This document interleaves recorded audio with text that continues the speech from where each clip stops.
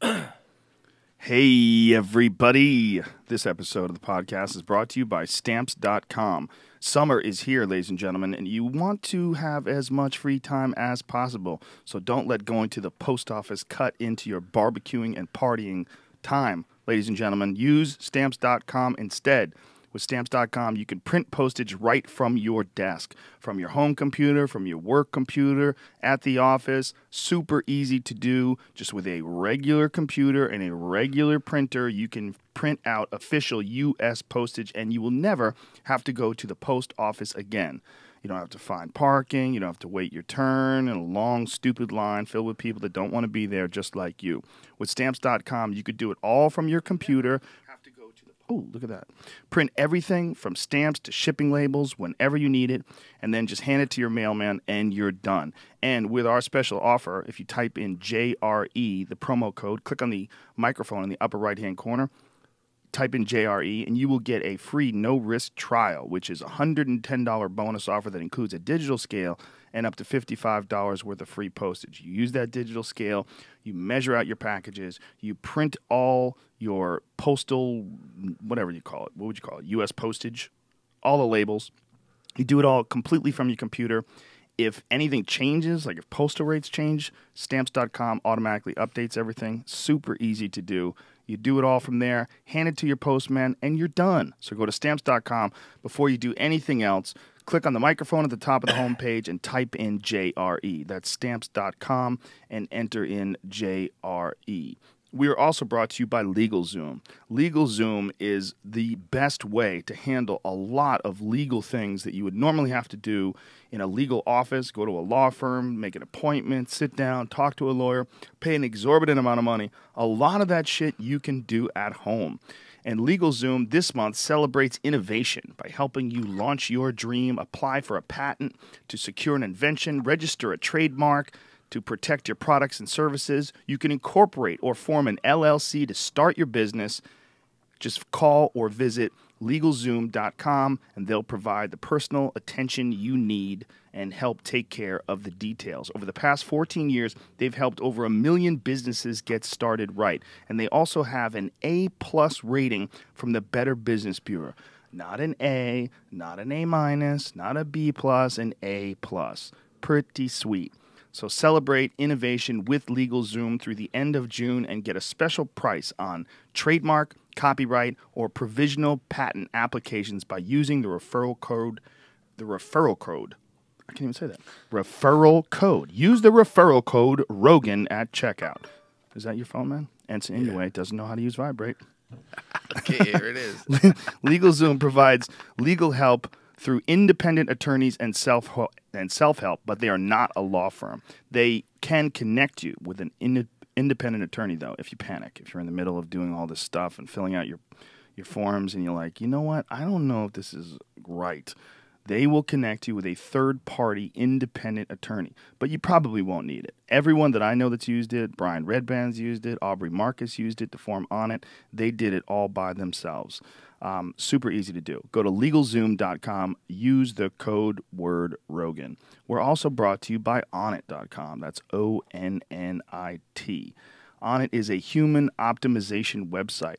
We sell all of the best shit that we can find that helps physical performance, helps performance. What's wrong with my fucking mouth today? Yesterday, too. Something about blah, blah, blah. Something about being up in Canada for too long. They got me, those fucks. We find everything that can, whether it can help cognitive performance, whether it can help your endurance, anything that we find that's great for as far as strength and conditioning equipment, we try to sell it at Onnit, including our kettlebell series. My favorite exercise as far as strength and conditioning, without a doubt, is kettlebells. I think they're incredibly versatile. There's so many different exercises you can do with them, and we sell a wide variety of sizes and weights. We have weights that go, we have a bunch of different packages. If you go to the kettlebell section, you could see the men's beginner kettlebell section, which has a 20, a 16, and a 12 kilogram Kilo. That's how they say it in those other countries that use the metric system. But we're like, over here in America, we're like, no, no, no. We're going to stick with pounds and inches. Some stupid shit that doesn't make any sense while the rest of the world use kilos.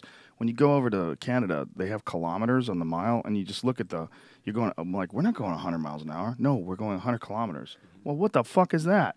Oh, it's 50 Celsius today. What are you even saying? What does that mean? It's not 50 degrees outside. No, no, no. 50 Celsius. Can I get a liter of gas? Yeah, a liter of gas. What the fuck is that? This is nonsense.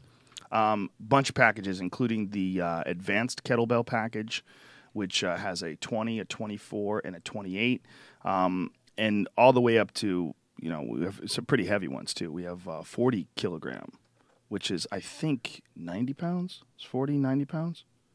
Something like that. It's like 2.2 pounds per kilogram. Let's find out what that is. 40 kilograms, 40 kilos. I'd say it's 90. 96. Is it 96? Times 2.2, yeah. Yeah? Do you know that, right? Because you live in Japan. In Japan, they use kilograms, right? Yeah. What the fuck is wrong with America? I don't know, man. Why don't these... they tried that shit when I was a kid. I remember when I was a kid, there was a whole push to get everybody to use the metric system. 88. 88, that's what it is? Yeah. Okay, 88. 88.1849 pounds is 40 kilograms. Essentially pretty close to 90 pounds. So we have, basically, if you can work out with if you can work out with two 40-pound or two 40-kilo kettlebells, you're a fucking monster. I mean, that's like a heavyweight would work out with two 40-pound kilos. And 40-pound? What the fuck is wrong with me? 40-kilo kettlebells and get an awesome workout. I got to talk like a moron. I can't free ball this early in the morning. It just doesn't work. We also sell battle ropes, weight vests, basically anything that you'd need for a comprehensive strength and conditioning program. You never need to go to a gym again. You can buy all your shit at On It. If you do it, though, please, if you can't find someone who's a personal trainer that can guide you and show you the correct form and technique for exercises, please start light, take it slow, and look at a video online and try to do it with a very light weight and get the form down first. Form is one of the most important things when it comes to any strength and conditioning program that involves weights. You can do it and do it healthily and do it safely and work out and get in great shape. But if you do it goofy, you will fucking hurt yourself. If you're throwing around big, heavy iron cannonballs with handles on them, it's very possible you're going to fuck yourself up. So don't be a macho meathead like me and start off slow. Start off light and learn the proper form. If you want a good workout DVD to follow, we have an excellent one. It's Keith Weber's Extreme Kettlebell Cardio Workout Series. They're fantastic. I use them all the time. They're like one of my best as far as like getting in a good workout in 20 minutes. You can get, if you use Keith Weber series, you can get a workout that will give you a fucking heart attack with a 45-pound kettlebell. And you could do it in half an hour. And I'm not kidding. It'll break you down, even if you are in really good shape. He has two excellent ones. Extreme Kettlebell 2 cardio workout DVD and 1. And we have a ton of other ones that are available On It, including Fitness is Function, a kettlebell DVD. We have ones for women, the Bell Babe kettlebell DVD with Donica Storino. I would change the name of that. Bell Babe, please, seriously. She has pink kettlebells, too. What a cutie. But anyway, all that information is available, as well as a lot of inspirational stuff at onit.com. Our goal, our quest to inspire and to become the best human optimization website on the internet led us to fill these pages, especially if you go to the On It Academy section. All sorts of different free workouts that are available, showing form, showing all the different benefits that you can get from whether it's kettlebell workouts, whether it's body weight conditioning, steel mace workouts, and even some diet stuff as well. We work hand in hand with Mike Dolce, who's famous for working with mixed martial arts fighters. He provides us with a lot of diet and nutrition advice, and as well as advice on some of the foods that we sell, like the earth-grown nutrients or the hemp force protein powder. Anyway, all this good stuff is available at onit.com. That's ONNIT. Use the code word Rogan, and you will save 10% off any and all supplements.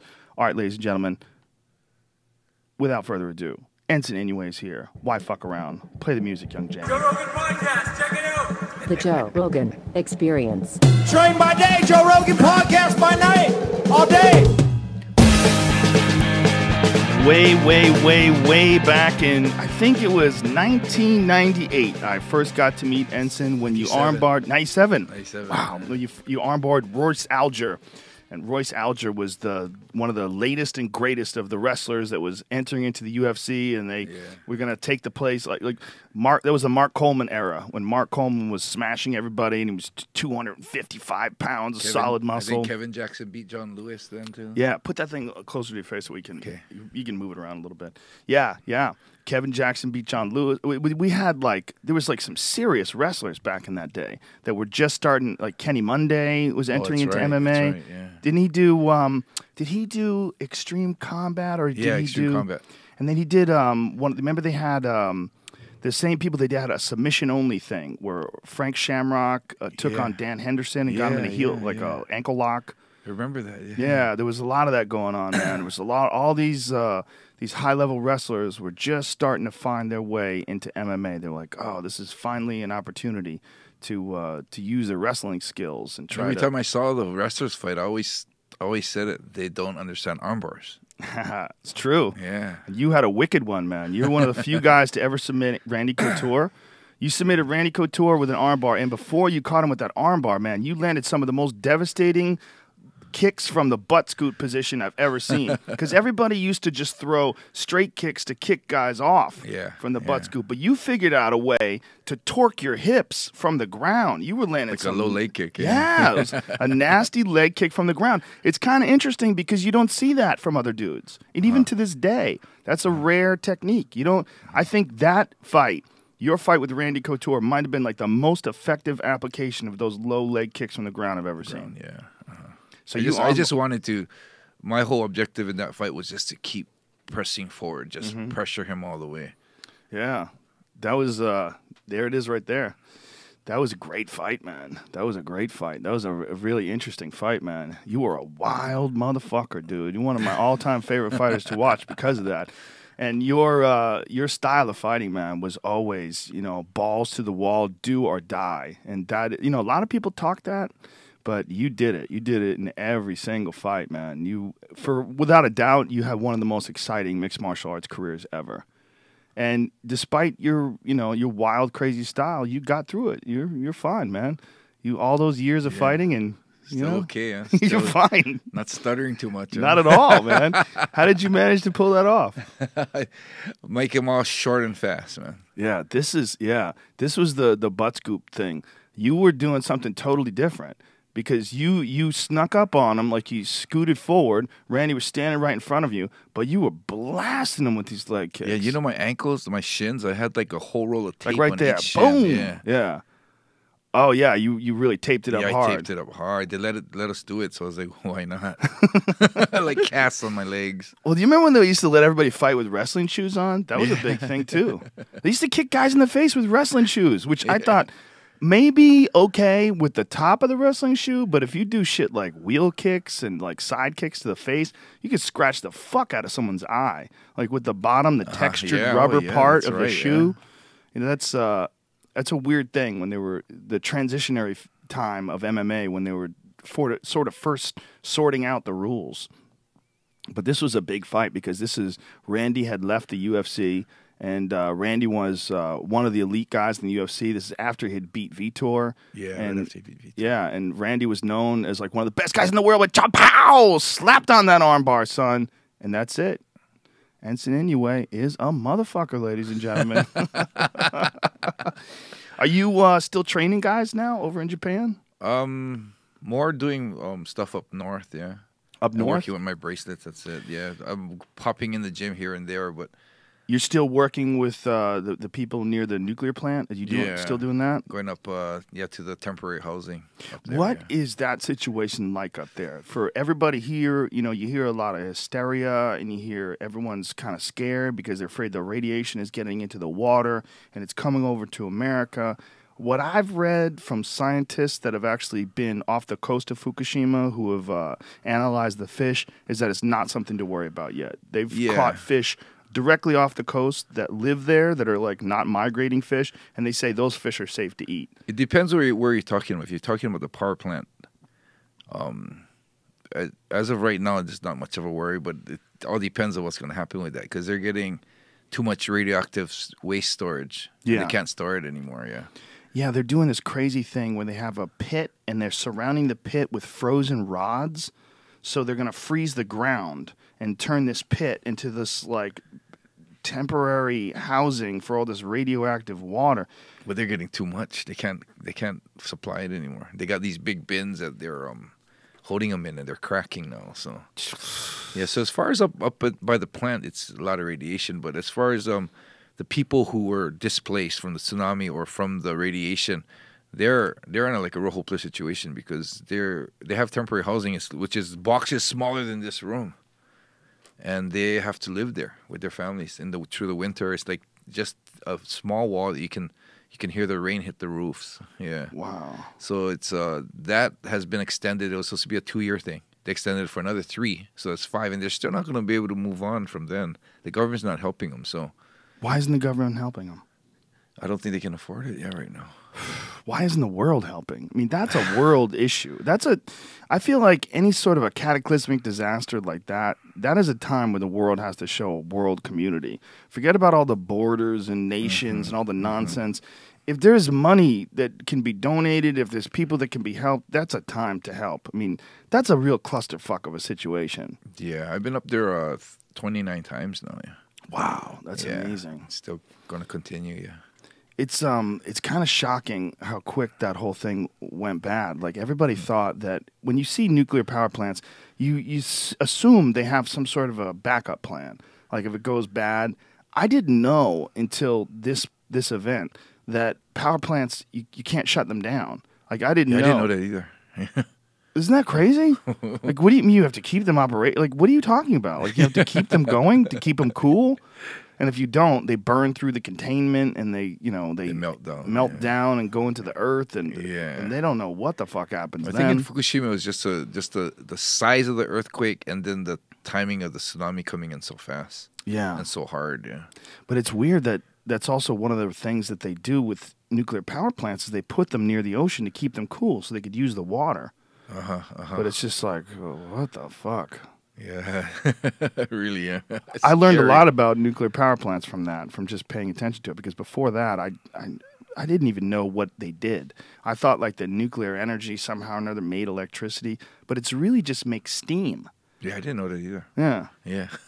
Like it's still like some old school method of, using steam power to create electricity, and they just do it through nuclear power. There's a lot of them all over the world, too. Fuck yeah, there are. It's kind of scary. Yeah. You drive to San Diego down the coast, and you see them, and you're like, oh Jesus, that's a fucking nuclear power plant right there. Yeah, that fucker could go bad too. Yeah, all they have to do is get hit with the wrong natural disasters. Yeah. Well, I think the one in Fukushima though needed to be updated, right? It was like an old system, like they didn't have the right amount of backup and redundancy as far as the generators and stuff. They had a lot of reports on it prior to it, and didn't do anything about it. So now it's a situation where the government just doesn't have enough money to fix everything? Yeah, there's too much. Well, see, the thing is they have a 20 kilometer radius now that is a exclusion zone where people can't go in and out because of the radiation. But in actuality, it's supposed to be 30. Because when I went in there with my Geiger counter, I found hot spots higher than one's 10 kilometers from the plant and 30 kilometers.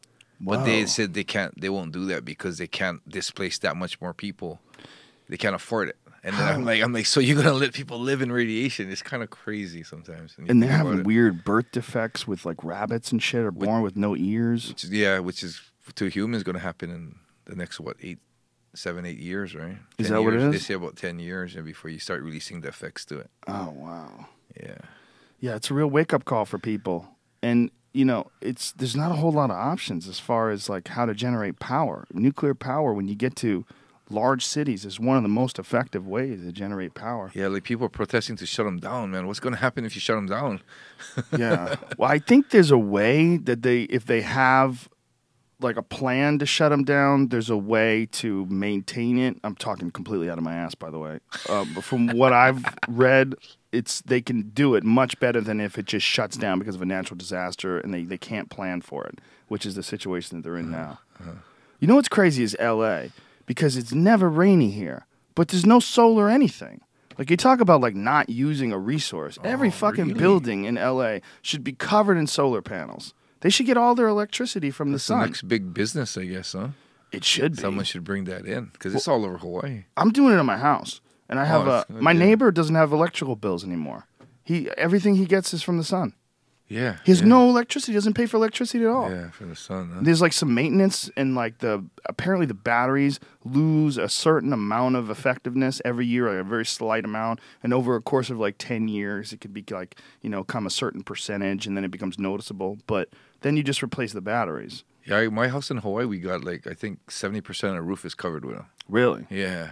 Costed a lot, but I heard it brings on your electric bill. Yeah, big time. Yeah. Well, in Hawaii, you could also collect rainwater too.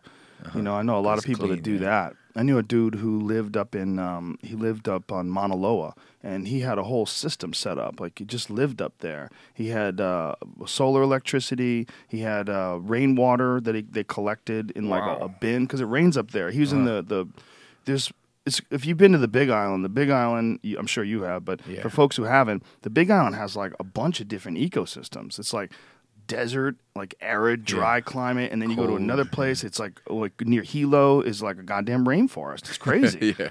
It's like a Polynesian tropical rainforest. Yeah. And that's where this dude lived, and he collected rainwater up there, and that's how he got all of his water and all his electricity just from Mother Earth. Wow. Grew all his own food in his garden. Crazy. Wow. Just lived up there, You're that island itself is like one of the most magical places on Earth. I mean, all the Hawaiian islands are pretty goddamn magical, but the Big Island itself is just incredible. That's an active volcano. Yeah. Yeah, it's constantly getting bigger. Huh? Yeah. Do you ever fly over? You do the helicopter tour? No, I never did that. I went and saw the observatory though. Oh, the Kilauea. Yeah. The helicopter tour is pretty dope because you get to see the lava actually pouring into the ocean. Oh, really? Yeah, you see the Big Island grow. You see it getting bigger, huh? Yeah, you can see it grow. It's wild. It's just all steam. Like, you can see the red lava going into the ocean, and then you see the steam coming off, and you're literally watching the island grow. Oh, wow. Yeah.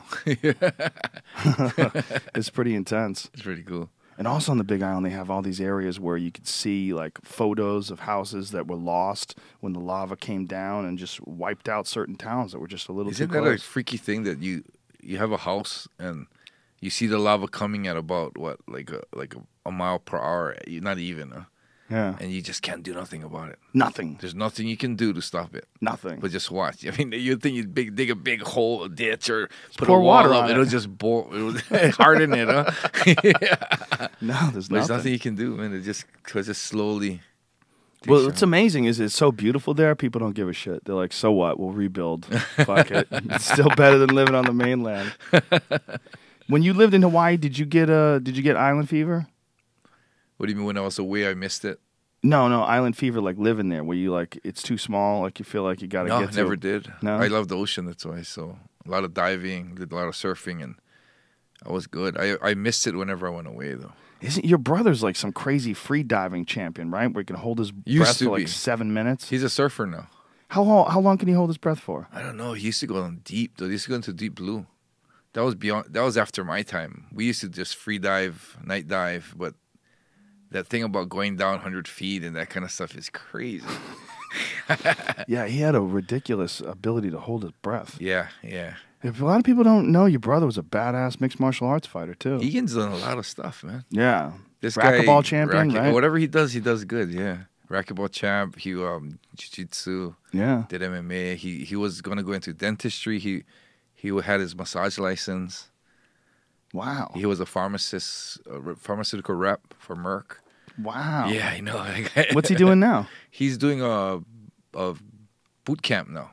Oh, like a boot camp training Yeah, thing? he's like every day, man. He's up at 5 a.m. teaching classes. Wow. In Hawaii? Yeah, In which Honolulu? in Honolulu. Yeah, Oh, nice. right nice. near, right in town. So he has, I think he has 3 or 4 locations now, and the most crowded class they have is 5 o'clock. Can you 5 believe that? a.m. 5 a.m. Well, people who want to get fit before they go to work, I guess. I guess, yeah. Fuck it, man. You know, if you get used to doing that, I've been doing that over the last couple of months. I get up in the morning, first thing I do is work out. I never used to do that. I used to eat breakfast and lay around, but now I force myself to work out first thing in the morning. It makes the whole day a different experience. Yeah. You know, you get that out of the way. It's good, yeah, to get that in, yeah. How much are you training these days? Not much. When I go there, I try to do boot camp. I met Cherokee and Alamoana doing bracelets like 12 hours a day. So I don't want to go to boot camp and then get a little tired in the day and have to be working. Yeah. These bracelets that you're wearing right now. These are you sent me some and I gave them to my daughters. Yeah. They love them. So Yeah, thank you very much for that. Right on. What is the significance behind these bracelets? Well, in Japan, they believe that the bracelets protect you. Yeah. So if a bracelet breaks, it's actually a good thing because it's taken something that was supposed to come to you. And that's the main reason why I started wearing them and was interested in them. And later on down the line, someone told me, that there's power stones. They're real gems. And I'm like, what do you mean? There's crystals. I know crystals. Okay, cool. But what do you mean? What are gems? And they tell me, the onyx, they have the citrine, and there's all different properties for different things. And I'm like, really? And it's crazy because, there's one for every ailment. There's one for depression. There's one for diabetes, And for me, I make the bracelets. I'm not a stone expert, Right. and I love the bracelets. And when I started making them for color, I realized I was using different stones, and then we started reading up on that. And now it's like sometimes you get people coming in to make a bracelet for arthritis, and I'm the one making the bracelets, but I'm not a stone expert, and I'm not this guru that's pushing power stones. I'm pushing bracelets, and it just happens to be power stones. And so they want to line up for arthritis, so I get out my little book, and okay, arthritis stones, okay, calcite. I line up the calcite, get a good look, and something nice and something that's for their ailment. And 2 days later, this happened numerous times. They'll walk in and say, my hands aren't tight when I wake up in the morning. Do you believe that though? Yeah, Or do see, you the thing think is, that I'm it's supposed to like a be like, placebo effect? well, I'm supposed to be like, yeah, I know.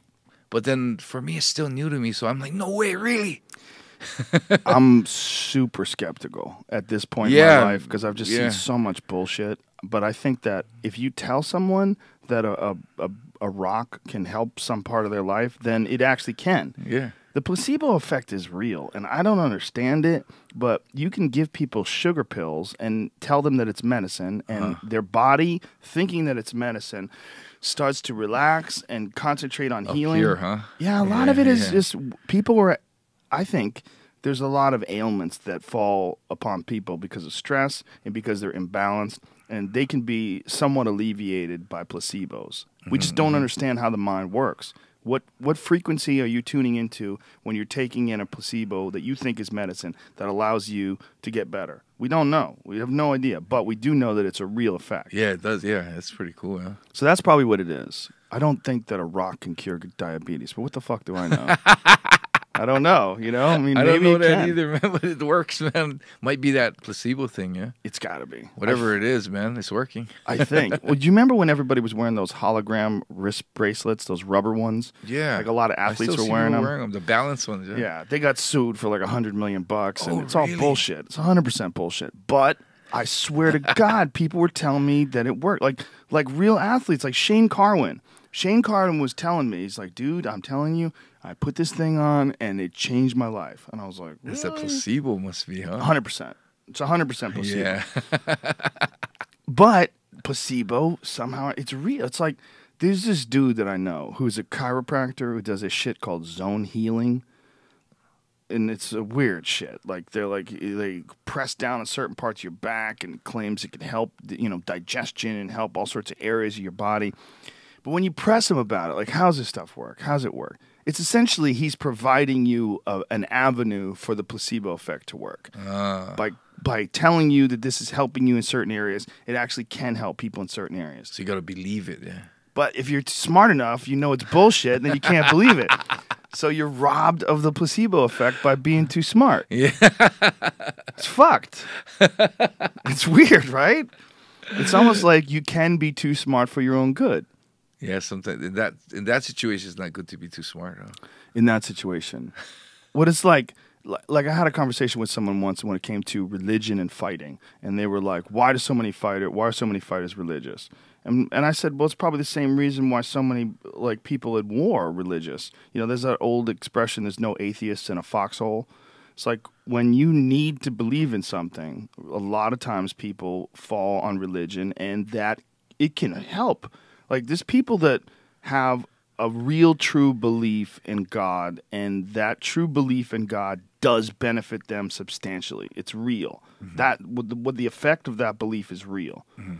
And what doesn't necessarily mean that what they believe in is real, but the fact that they believe in it and they give themselves to it can actually benefit them, so it becomes real. Yeah, it does. No, it does. Yeah. I've seen people like that where,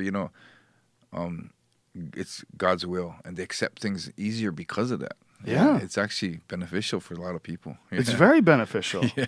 And in a sense, sometimes being an atheist or being someone who just doubts everything can kind of fuck you. Yeah. You know?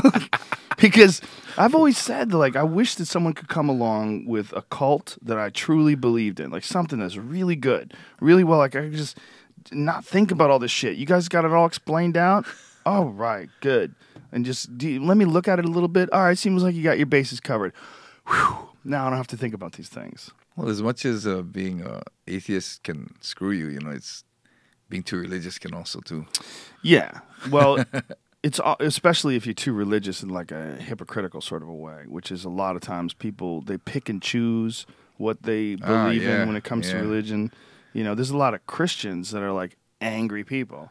You know, they're angry about people that are non-Christians, or angry about people that don't follow aspects of the Bible that they believe in.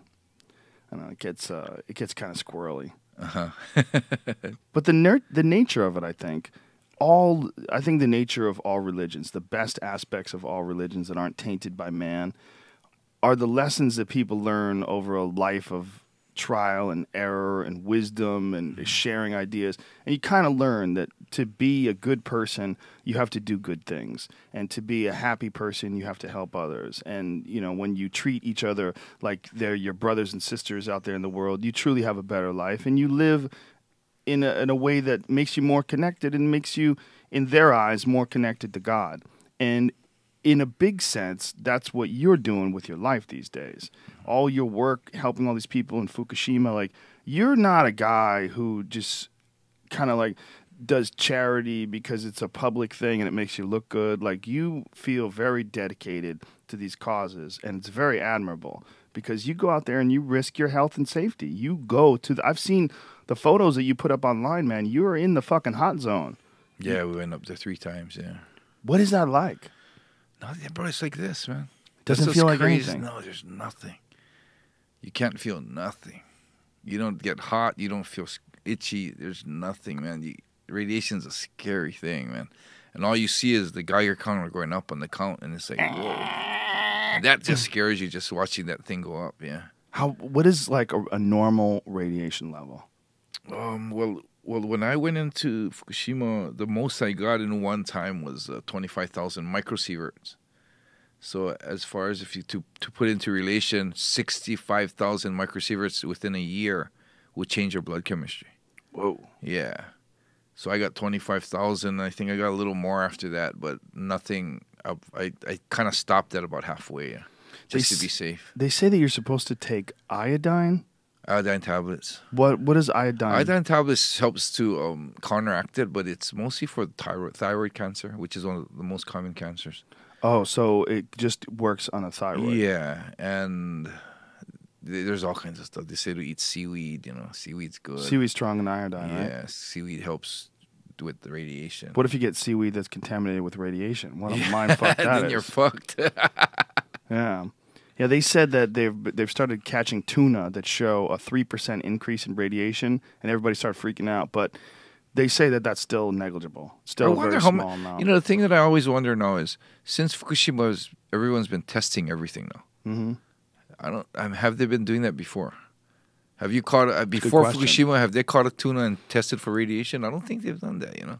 I think they probably must have, otherwise they wouldn't have a base level to To compare say it that to. it's a raised. Oh, I see. But I read a thing recently about Grand Central Station in New York City is radioactive because it's made out of granite.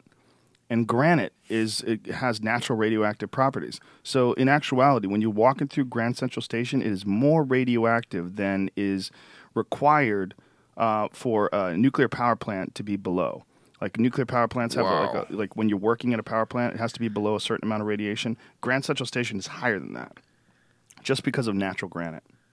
Yeah, That's fucking crazy. That's what people don't understand. There's radiation all over. Yeah. Like once when I went to Fukushima, when the winds were blowing the right direction for me, I got 16 microsieverts. I flown a plane, went round trip to New York. I got 19. I had the same Geiger counter. So it's like you ride in a plane, you're getting radiation. No you matter walk what. on the cement outside, going to the car, and the radiation bouncing off the concrete, and you're getting radiation. You're getting radiation. We're getting radiation right now from I'm freaking the out. computers. Shit. Yeah, well, that's what they say about cell phones, right? Like that they're going to see a bunch of people that have brain tumors later on because they're holding phones up to their ears all the time. So it's something that's really misunderstood right now. Yeah.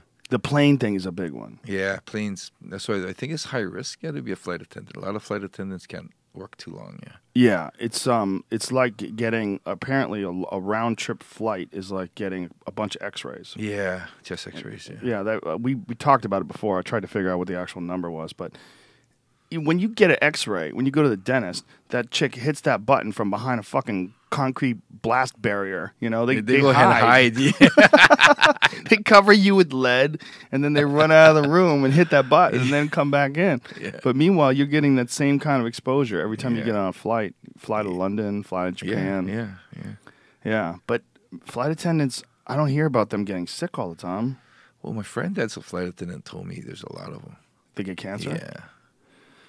Man, what kind of cancer? I don't know.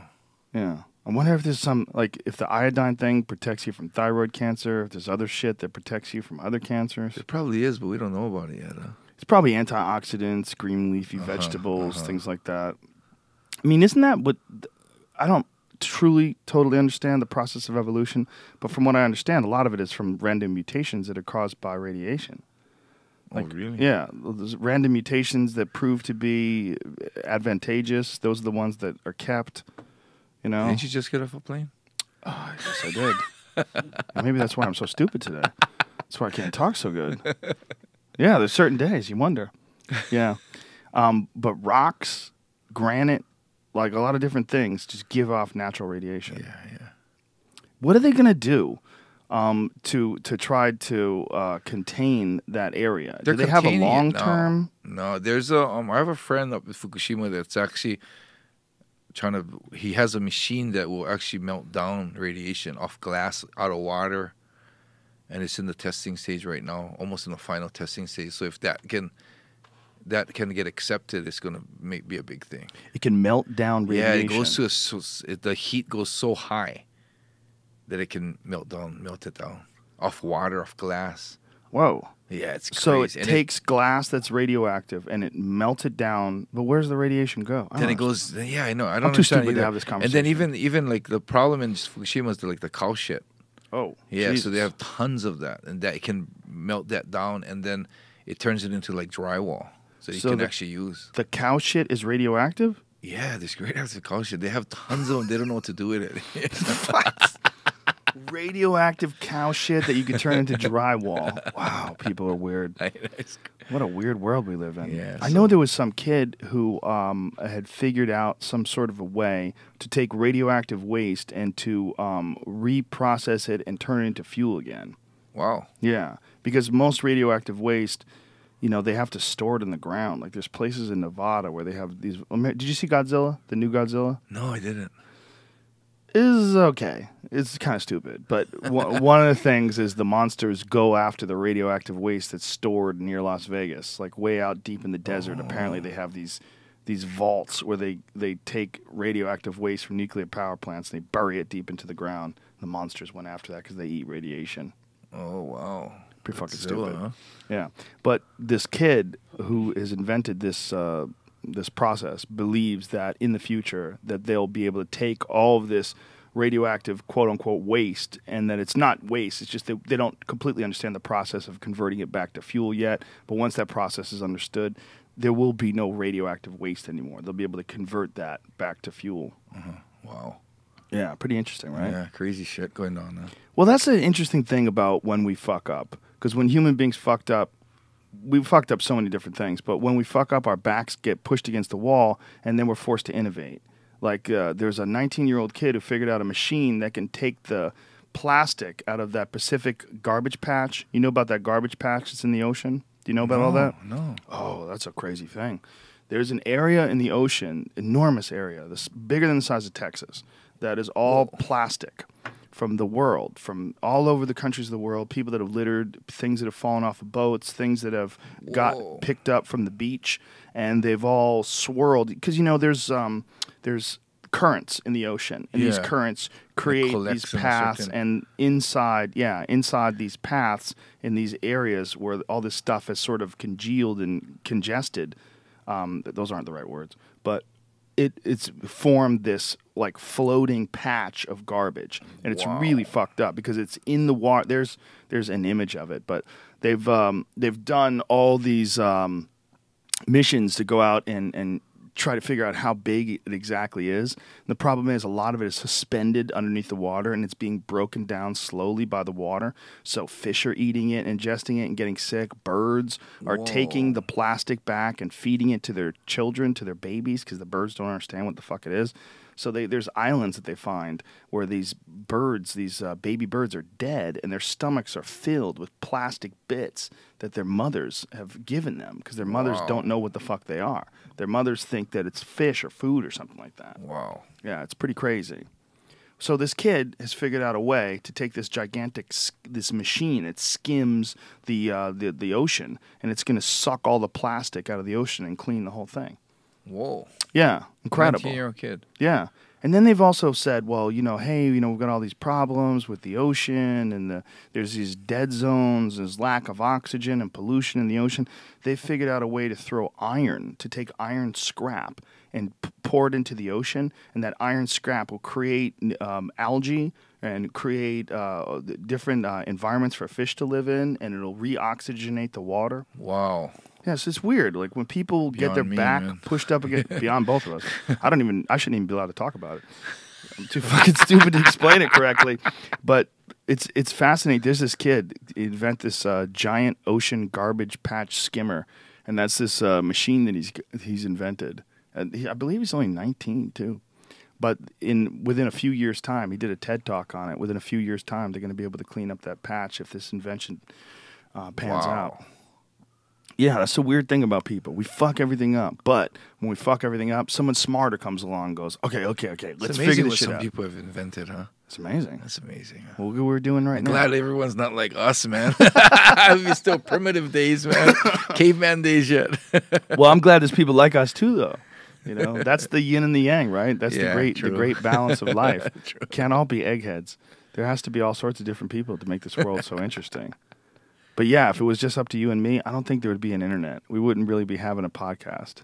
We wouldn't be talking. That's true. Who the fuck knows how this works? How does this yeah. microphone work? I have no clue. No, yeah. I rely on these. I have no idea how they work. True. I don't have a clue. I couldn't even draw you a fucking, like a crude schematic of what's inside of a microphone. No shit. You know? But it's important. Yeah.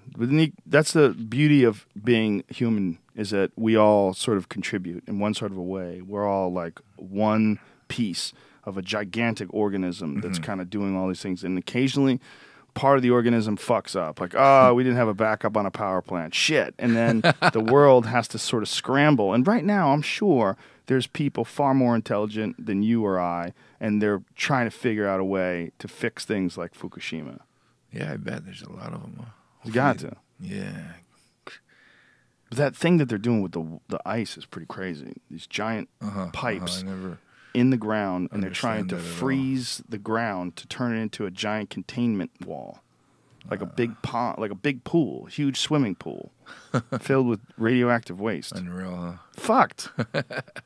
I mean, isn't there a better way to do it? It sounds so ridiculous. It sounds like something a little kid would invent. You know? But I don't think there is. What is the government of Japan? Do they have a financial problem right now? I don't know, man, but they're just not reimbursing the people. They're not helping the people, you know.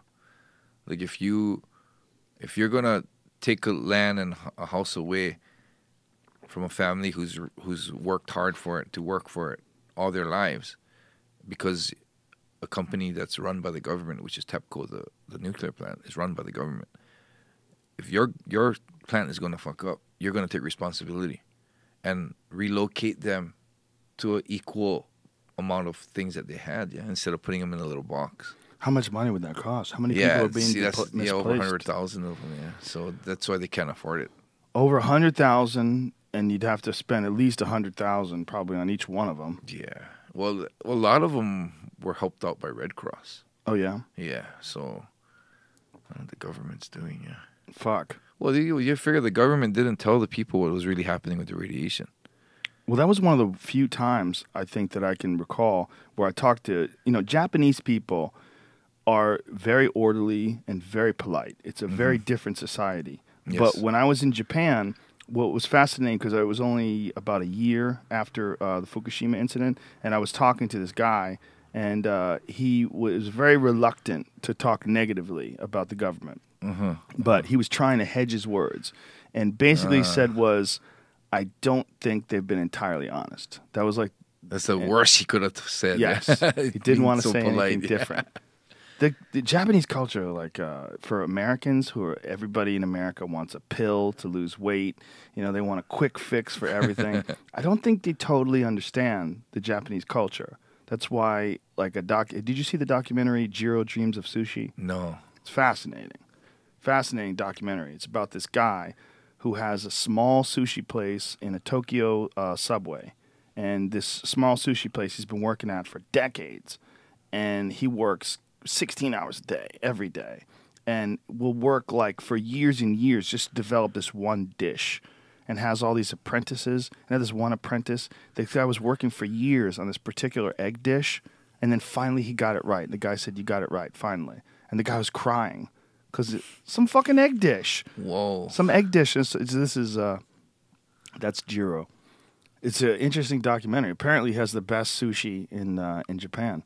It's incredible. The delicious sushi. And it's like a 10-seat restaurant. Really, huh? Yeah. And before the documentary came out, it was booked for months in advance. But now that the documentary's out, who knows? I mean, it might be impossible to get in there. Really, yeah. But because of the fact that he keeps the place so small and he doesn't have that many people working for him, he's not really concerned with branching out. Like if he was an American, they'd be like, "We're going to sell our brand. Our business is our brand, and what we're going to do now is we're going to spread out to the malls all across America. Jiro Dreams of Sushi stores." Nope. This cat has one place, and he's humble. Wow. He is hardworking. He's fucking 80 years old. He had to quit smoking cigarettes because he had a heart attack, but healed back up, stopped smoking cigarettes, jumped right back in, still working 16 hours a day. Wow. That's neat. I should check that out. But it's admirable, right? But yeah, it is. Isn't that's the sushi place? Tiny little place, man. But isn't that sort of indicative about the differences between Japanese culture and American culture? There's a lot of differences, yeah. Extreme differences. In the way of thinking, in the way of doing things, yeah. Well, that's where, you're known for not just being one of the pioneers of MMA, but you're known for that expression, Yamato Damashi, that you have always you've always promoted that ideal, this samurai spirit and this spirit of Japan, this way of doing things wholeheartedly, and you've talked openly that you freely give yourself, like when you would go to fight, you would be ready to die. Yes. And not just saying that. Like, you'd really reconciled it in your mind. You would say goodbye to your friends, say goodbye to your family before a fight. I wrote letters, yeah. I wrote letters to people that I wanted to say goodbye to in every fight, yeah. That's some deep shit, dude. Yeah, but the thing, too, is fighting to die, planning to die, you're going to train with the will to die, too. So you can imagine how much good training I got, yeah. I mean, I'm training every day before the fight so I won't die in the fight. I'm planning. I'm okay. I'm accepting the fact that I might die there. But I know that the better I can be is the less chance of me dying in the ring. So, I'm not going to get up in the morning and because I'm sore, I'm not going to miss training because I'm tired or I'm lazy, because might be the difference in me living and dying in the ring. So, it helped me out a lot in the training aspect. And, the dieting, I mean, I want to drink a Coke, but I'm trying to eat only good things before my fight. And it's a lot easier to do that when you're to that level. It can't hurt you, to plan to die in the ring, to believe that and to train and to walk that life for that 3 months while training for the fight. It can't hurt you. Is it difficult for you because you earnestly embraced that thought process? Is it difficult for you when you see guys that are kind of dabbling in MMA, they're kind of like half-assing it, not training hard enough? Maybe they have some talent, but they don't really put their will and heart into it. Well, it's a whole new era now, yeah. Because back in the day, we didn't get paid good. We weren't that worried about, losing a sponsor here, right? Being cut by the UFC, that kind of stuff didn't, because there was all these little associations. We're fighting for so little bit of money. The objective and the whole movement of that era was different, yeah. So when fighters start getting lazy, or they don't fight as hard, or they tap out a little sooner, I understand that, because it's a whole new era, because you're fighting for a different reason now. They're fighting for money, they're fighting for a living, they're fighting for sponsors, they're fighting to look good, So it's easier when you're fighting for those reasons. I mean, there's only so much money will make you do. But if you're fighting for your honor and you're fighting for your life, it's a whole different level, yeah. So it's interesting, too, because in this day and age, it's a real business as well. So it's almost like you have to have a little bit of both.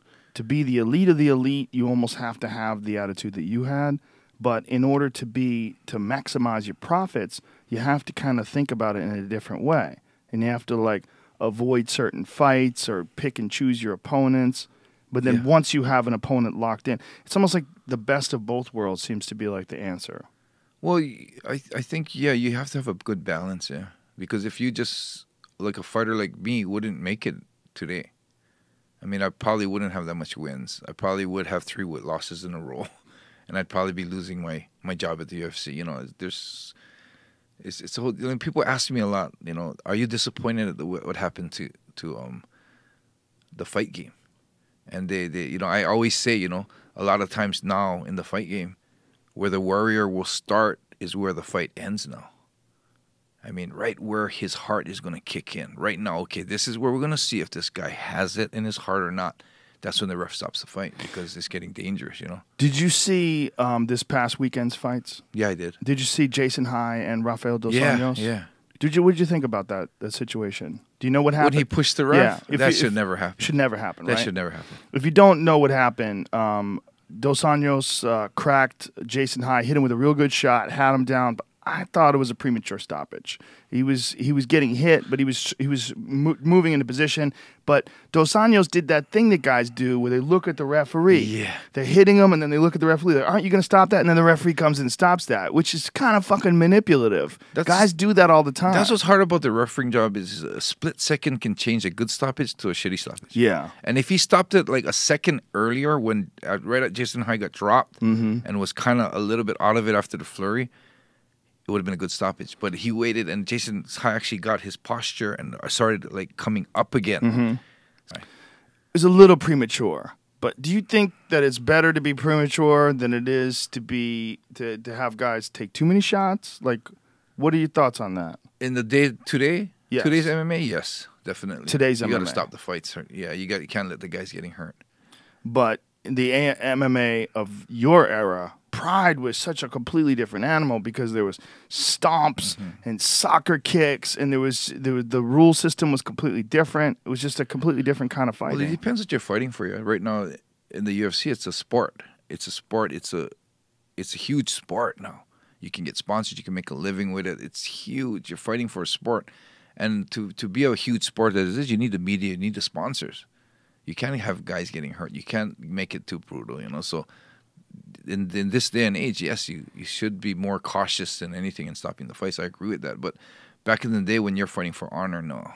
I mean, if that fight was not televised and you didn't need to worry about sponsors and and people getting hurt and suits and everything, I would if in my day I would prefer the fight not to have stoppages. Well, like a perfect example, in my opinion, is Frankie Edgar. Like Frankie Edgar and Gray Maynard. There's a lot of referees would have stopped 2 of those fights in the first round. A lot of referees. But Frankie Edgar came back to have a draw in one of those fights where it looked like Gray Maynard had him out. He was, He had him out. I mean, it was ridiculous. A lot of people would have stopped that fight and waved it off. But Frankie Edgar came back to win the second round and then start winning enough rounds to make it close enough so that it was a draw. And then the second fight, or the fight after that, same thing. He gets tagged and hurt real bad in the first round, and then came back to knock Gray Maynard out later in the fight. It's hard. And everybody's different. Some guys can take a shot. Some guys just can't. Some guys get hurt and they never come back. Some guys are known for coming back. The thing I think about that is, if the stoppages weren't so soon, how many unbelievable inspirational moments we'd have in fighting. But that's the sacrifice we make for it to be such a big sport now. Yeah, the butt part is a big part. Yeah, it's a weird thing because there's no absolute correct moment in a fight to call a fight. Like one person's call, like the guy's had enough punishment. Another referee may disagree. It's so subjective. Yeah, it's a real hard thing. Yeah, like it's. I mean, I wouldn't say I could be the same fighter if I fought today. Now, when you say that, like when you say that you would have 3 losses in a row, like what would be the difference between the way you fought and the way, like, say, modern MMA fighters fight? Well, for me, the win isn't getting my hand raised. Yeah, the win is hitting the fears that I have head on and growing as a person. Yeah, it's really sometimes it really counteracts each other because. For Igor Vovchanchi, when I fought him, the best thing for me to do was to take him down and get on top. But the best thing for me to grow as a man, as a person, is to hit that fearful stage of throwing toe-to-toe with Igor. You know what I mean? It's Igor Vovchanchi, for folks who don't know, when you were fighting him, was one of the most devastating strikers in the sport. At the time, he was a brutal knockout artist, and he was a small guy, but he fucked up Mark Kerr when Mark Kerr was big. Remember, he caught Mark Kerr with a bomb standing up. I mean, Igor was only like 5'10", right? It wasn't a... Yeah, he's shorter, yeah. He looked like a guy that should have probably been way bigger and longer, but someone like chopped his arms off at the end and put these knots for fists like in the middle of his, and he was just this ball of muscle and bone. That guy could crack. Yeah, for me, to win the fight and to win the battle in my heart to be a stronger person is 2 different things. So to win the fight was to use your jiu-jitsu, to take him to the ground and try to submit him. Yes. But to overcome your fear was to bite down your mouthpiece and just wing. Yes. And fuck, did you ever, man. That was some crazy shit. I remember I was watching it at my house with Eddie Bravo, and we were just screaming. The whole beginning of that fight was, oh, shit, because you just did exactly what like a Greg Jackson would tell you not to do. Yes. They would say, okay, I want you to avoid his punches. This is what we're going to do. We're going to kick the legs. We're going to move around a lot. When you see the opening, we see the punches come, you're going to shoot in for the takedown. Yeah. He just went in there, bit down that mouthpiece, and that was one of the wildest opening exchanges I can remember from the days. Well, you know of what's the Pride. most ironic thing about that fight is it was my worst beating that I ever took, but it was the best fight for me. I've learned so much about myself in that fight. I learned about my heart, and that actually solidified that, living the Yamato Damashi way. A lot of people, you can say it, you can have these kind of sort of hard fights, but that fight kind of showed that I'm actually living it. So it was the worst beating physically, as far as getting the results, as far as the victory. That was probably the worst fight in my career. But as far as me growing as a person, and as far as something that was a reputation that will stay with me forever, it was the best fight. Do you have a fight that you look back and you remember as like a proud moment or one of your proudest moments? Well, that fight would probably be it, but not at the moment. Yeah. Because at the moment I didn't think I was that bad. At the moment when I was getting hit, the biggest I remember getting hit some shots that really rocked me, and I remember thinking in my head, the thing that I thought was I can't let him know it hurt. And I remember looking at my corner and looking at him and just saying I'm okay. It didn't ask me, but I just did it on purpose because I knew he'd be seeing me doing that. Like, what the fuck's wrong with this guy? I just hit him so hard. What did you knock people out with? And his guy's looking in his corner and saying I'm okay. And then, that's the kind of stuff. When the fight was stopped and I was screaming no, it wasn't because I was, trying to be tough. I just felt in that moment and time, I felt, okay, I got 2 minutes between rounds. Why are you coming in at 30 seconds and saying the fight's over? And the second thing I'm thinking too is, you guys don't know the training that I went through for this. This is nothing compared to what I did every day. I felt like, let me go on. And I also felt that this is the time right here. This is the time, my breaking moment. And this is a time where I can show myself that I can still go on. But I didn't realize that, my ear was perforated so bad that I had my equilibrium was off. I didn't realize that I needed, I was saying to the doctor, no, I still got 2 minutes. I'm thinking, 2 minutes, don't check me now. But I actually should have been yelling, give me 3 months. I didn't realize how bad I was, yeah. Wow. So how long did it take for you to 3 recover? months. 3 months to recover yeah. from that. Wow. So I had a perforated eardrum. I had a broken jaw, broken finger, and I had a swollen brain. Whoa. Yeah, and that was a big worry for the doctors. The other big worry was the kidney. The kidney levels rose 2,000 times the normal person. The kidney levels. Yeah. I don't understand. See, what the doctor explained to me was when your muscles get any type of trauma, even if it's just one area of your body, your muscles all act together as a team, and they'll put off toxins. That'll affect your kidneys, apparently. So the breakdown of the muscle tissue was processed by your kidneys, and so your kidneys had to deal with a lot of Toxins, yeah. tissue trauma. And so there was a lot of toxicity. So something about the kidney levels, if they go too high, the kidneys will shut down. Well, it's also probably the effort that you put forth, too, because it was such a crazy, crazy fight. You know that issue that a lot of CrossFitters have, that rhabdomyolysis? You hear about that? No. It's a big issue that's going on with a lot of these CrossFit competitions. They push themselves so far. They push themselves to the brink of your total body failure. And this rhabdomyolysis is very common amongst CrossFitters. I know a guy whose wife got it from just training CrossFit because they push themselves so fucking hard that they have like kidney failure. Their body starts breaking down. It's really common. I mean, anytime when someone overtrains, that's probably it's a big issue. So a fight, post-fight, like a fight like that especially, pull up Igor Vovchanchyn versus Francisco Bueno. Yeah, I saw that. You see what this guy was like back in the day. That's the fight that actually got me intrigued to fight Igor.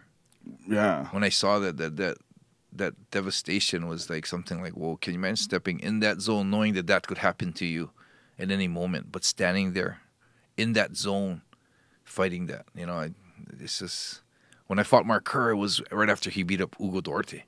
All those, so I was looking at fights to grow as a person, not to get a win-loss record. That's why I'm saying Enson Inoue of today wouldn't make it. Right. Yeah, because it wasn't very good for my career. Well, you fought some big fucking guys too, and you weren't like you fought Randy, who's a heavyweight, and here's Igor Vovchanchyn versus Francisco Bueno, and this was Igor at his prime. Look at this guy's built. Look at this, ding, ding, ding. He caught him 3 times as he was out on the way down. Yeah, he was out for a long time too. Oh yeah, dude, he got flatlined. I was sitting ringside, and there was this, I guess, a girl, his girlfriend. But she was going crazy, screaming, man. Like she was. Yeah, he didn't wake up for a while. Well, that was a brutal, brutal, brutal KO. And that was Igor at his very best. And look at this again. Look at the way this guy's built. I mean, he really does look like a guy who's way bigger, who's cut off the ends of his body. Look at this. Clink. And he had those crazy punches, too, those casting punches. He was one of the first guys to throw the way Fedor was known for throwing those punches, where it's almost like your hand is perpendicular with the ground instead of horizontal with it. He would throw a lot of his punches like this, in a very unorthodox way, yeah. casting punches is the way they call it. Yeah. Those are the days, the glory days. When you look back, man, and you think from the 1997, your fight with Royce Alger, did they have gloves on back then? That was the last UFC that they gave us an option. So I opted to not have gloves because I always wanted to try that. Yeah. Wow. So that was you were in the last UFC where you didn't have to wear UFC gloves. 13 was the last one that they made it an option. Wow. After that, it was a rule that you have. So I feel like I just made it. Yes. You know? Well, for a grappler too, that's a big advantage. So sneaking in Yeah, chokes and and the way stuff. they taped, they didn't allow you to tape the hands. And Really? they taped it for me, and it was like it cut like here. It was like just pretty much the wrist. So all you it really had was? nothing on this at all to protect your hand. Huh. Yeah. What do you think now about these new, there's a lot of issues these days with guys with eye pokes, but it wasn't a big issue back then, which is weird to me, that it was not nearly as much of an issue in those early days. Like, you didn't see a lot of eye pokes. Yeah, you didn't. Yeah. No. And you didn't see a lot in Pride. Mm-hmm. And Tim Kennedy was on the podcast. We have these Pride gloves. There was a bunch of them, like the last UFC. Yeah.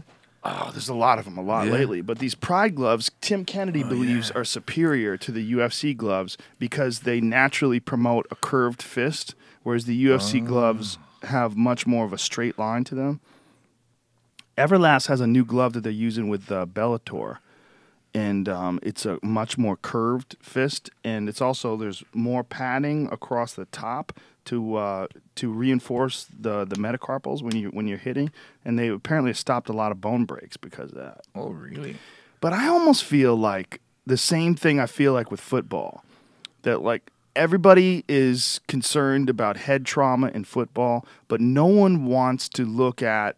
There's a lot of people who have analyzed football. They say, well, there's the best way to stop this head trauma is probably to make people play football with no helmets. Because if you play football with no helmets, you're going to play totally different. You cannot go head-to-head and clash into each other if you have no fucking helmet. And the only real way to control the way these guys do this is to make it so that it's impossible to... they're spiking each other with helmets on and shoulder pads and shit. They're saying if you really want to do it, look at rugby and look at Australian rules football. Less head trauma, less instances of traumatic brain injury, and they're fighting with no pads. I mean, that's a good probably... point. And I think that might be the way to do it with MMA too, man.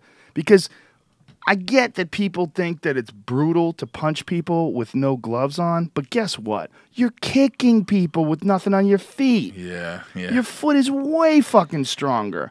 Your heel never gets hurt. I mean, you could heel kick someone in the face all day, and it's never going to hurt your heel. I mean, I've seen people wheel kick people, full clip, slam into their face. They walk off fine. You never see them like, ow, my foot. It doesn't hurt your foot. Your heel, you can stomp on the ground. You can do things with your foot you could never do with your hands. I think they should probably go bare knuckle. I think that might be the way. Well, the gloves are actually just to protect the hands, I believe. Yeah. And maybe stop some cuts. But you cut people with elbows. Yeah, you elbows can elbow cut. now. So in Pride we couldn't elbow. Yeah. What do you think about that? Because some people think that elbows actually stop a lot of good fights because of cuts. Well, you're asking a guy who didn't. I wanted growing shots allowed. Right. I mean, everything. Even eye gouging. Really? Because I believe that you see all the people that get hurt in the eyes because you can't do it. So you're not expecting it. If we're professionals, I mean, you're training to stop all the joint locks, all the different chokes. You're training to stop being in bad positions. If you're allowed to have groin shots, you train not to get hit in the groin. I think if you're gonna allow eye gouges, you got a real problem. Though. Yeah, even biting is the only thing that I wouldn't be for. Yeah, but biting is good. If you get side control and bite someone in the neck, biting would actually change a fight. I know that's the thing. Or biting the ear. Fuck yeah! I mean, look how Holyfield reacted to Mike Tyson. He bit a chunk of his ear off. Yeah, I think eye gouges that's a dangerous problem. You got a bunch of guys like Alan Belcher's career is in jeopardy because of detached retinas. Michael Bisping had to have several eye surgeries. He's got a real problem now. One of his eyes looks weird. Like he's got that was from the thumbing by accident. Yeah. I'm talking about grappling when you try and grab the eyes. It's hard. If the guy's gonna defend from that, Nakayuki lost his eye, but it's because I believe a big thing was you're allowing these dirty fighters to get away with it because it's not in the rules. Right. So he's not expecting it. Yeah. Right. So I figure a professional expecting it would not have happened if Nakai knew that it was in the rules. Yeah, he fought Gerard Gordeau. Yeah, that was big, bad. Yeah. big karate guy. That was shameful. Yeah, that was shameful. That was Yeah, horrible. he lost his eye because of that. Yeah. He's one of the few. But there's quite a few guys who've had... Touch retinas like that. Yeah, that's really common these days, man. Really common. I don't know what they could do about it. I almost feel like there's a way to cover the tips of the fingers, though.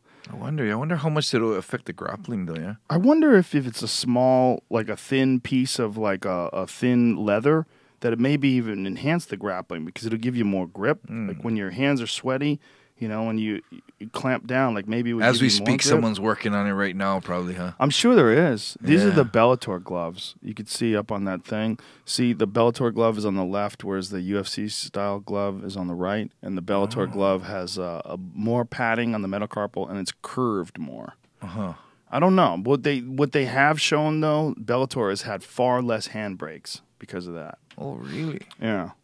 But then again, it goes back to the football thing. Like maybe you're better off knowing that you can't just tee off on someone's head without breaking your hand.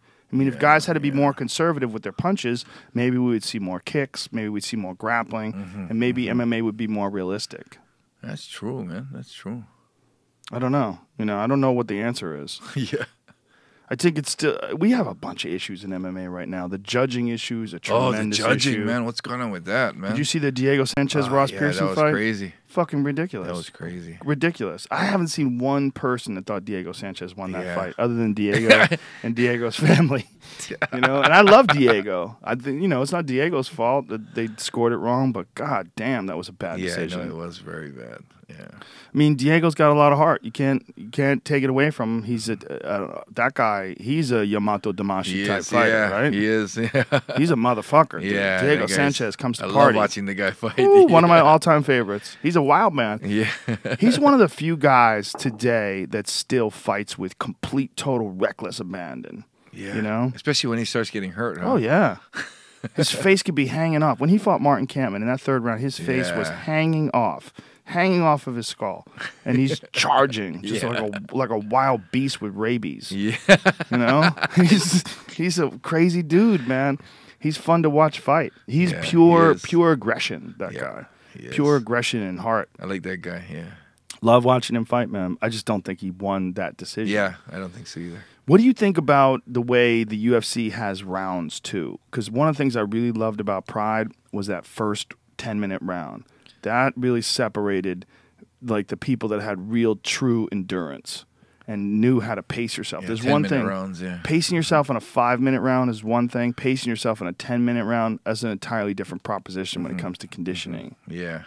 Well, again, it goes to that question, the reason why MMA is being changed in the way it is for the sponsors and for the audience. And I think it's depending on the fighter. Can you imagine, you have those boring fights where they get to the ground and you just want them to stand up, but they're doing enough that they don't get broken up and you're like, damn, 5 minutes is not that bad, but can you imagine that happening for 10 minutes? Yeah, that's true. Yeah, that's the thing. I think that's the thing that really works for the sport now because they're shorter rounds for the audience more. I agree, but there's a purist in me that I don't like stand-ups. I don't think you should be stood up. Yeah. I think if the guy's on the bottom and you don't like the fact that the guy's holding you down, you got to get better at getting up.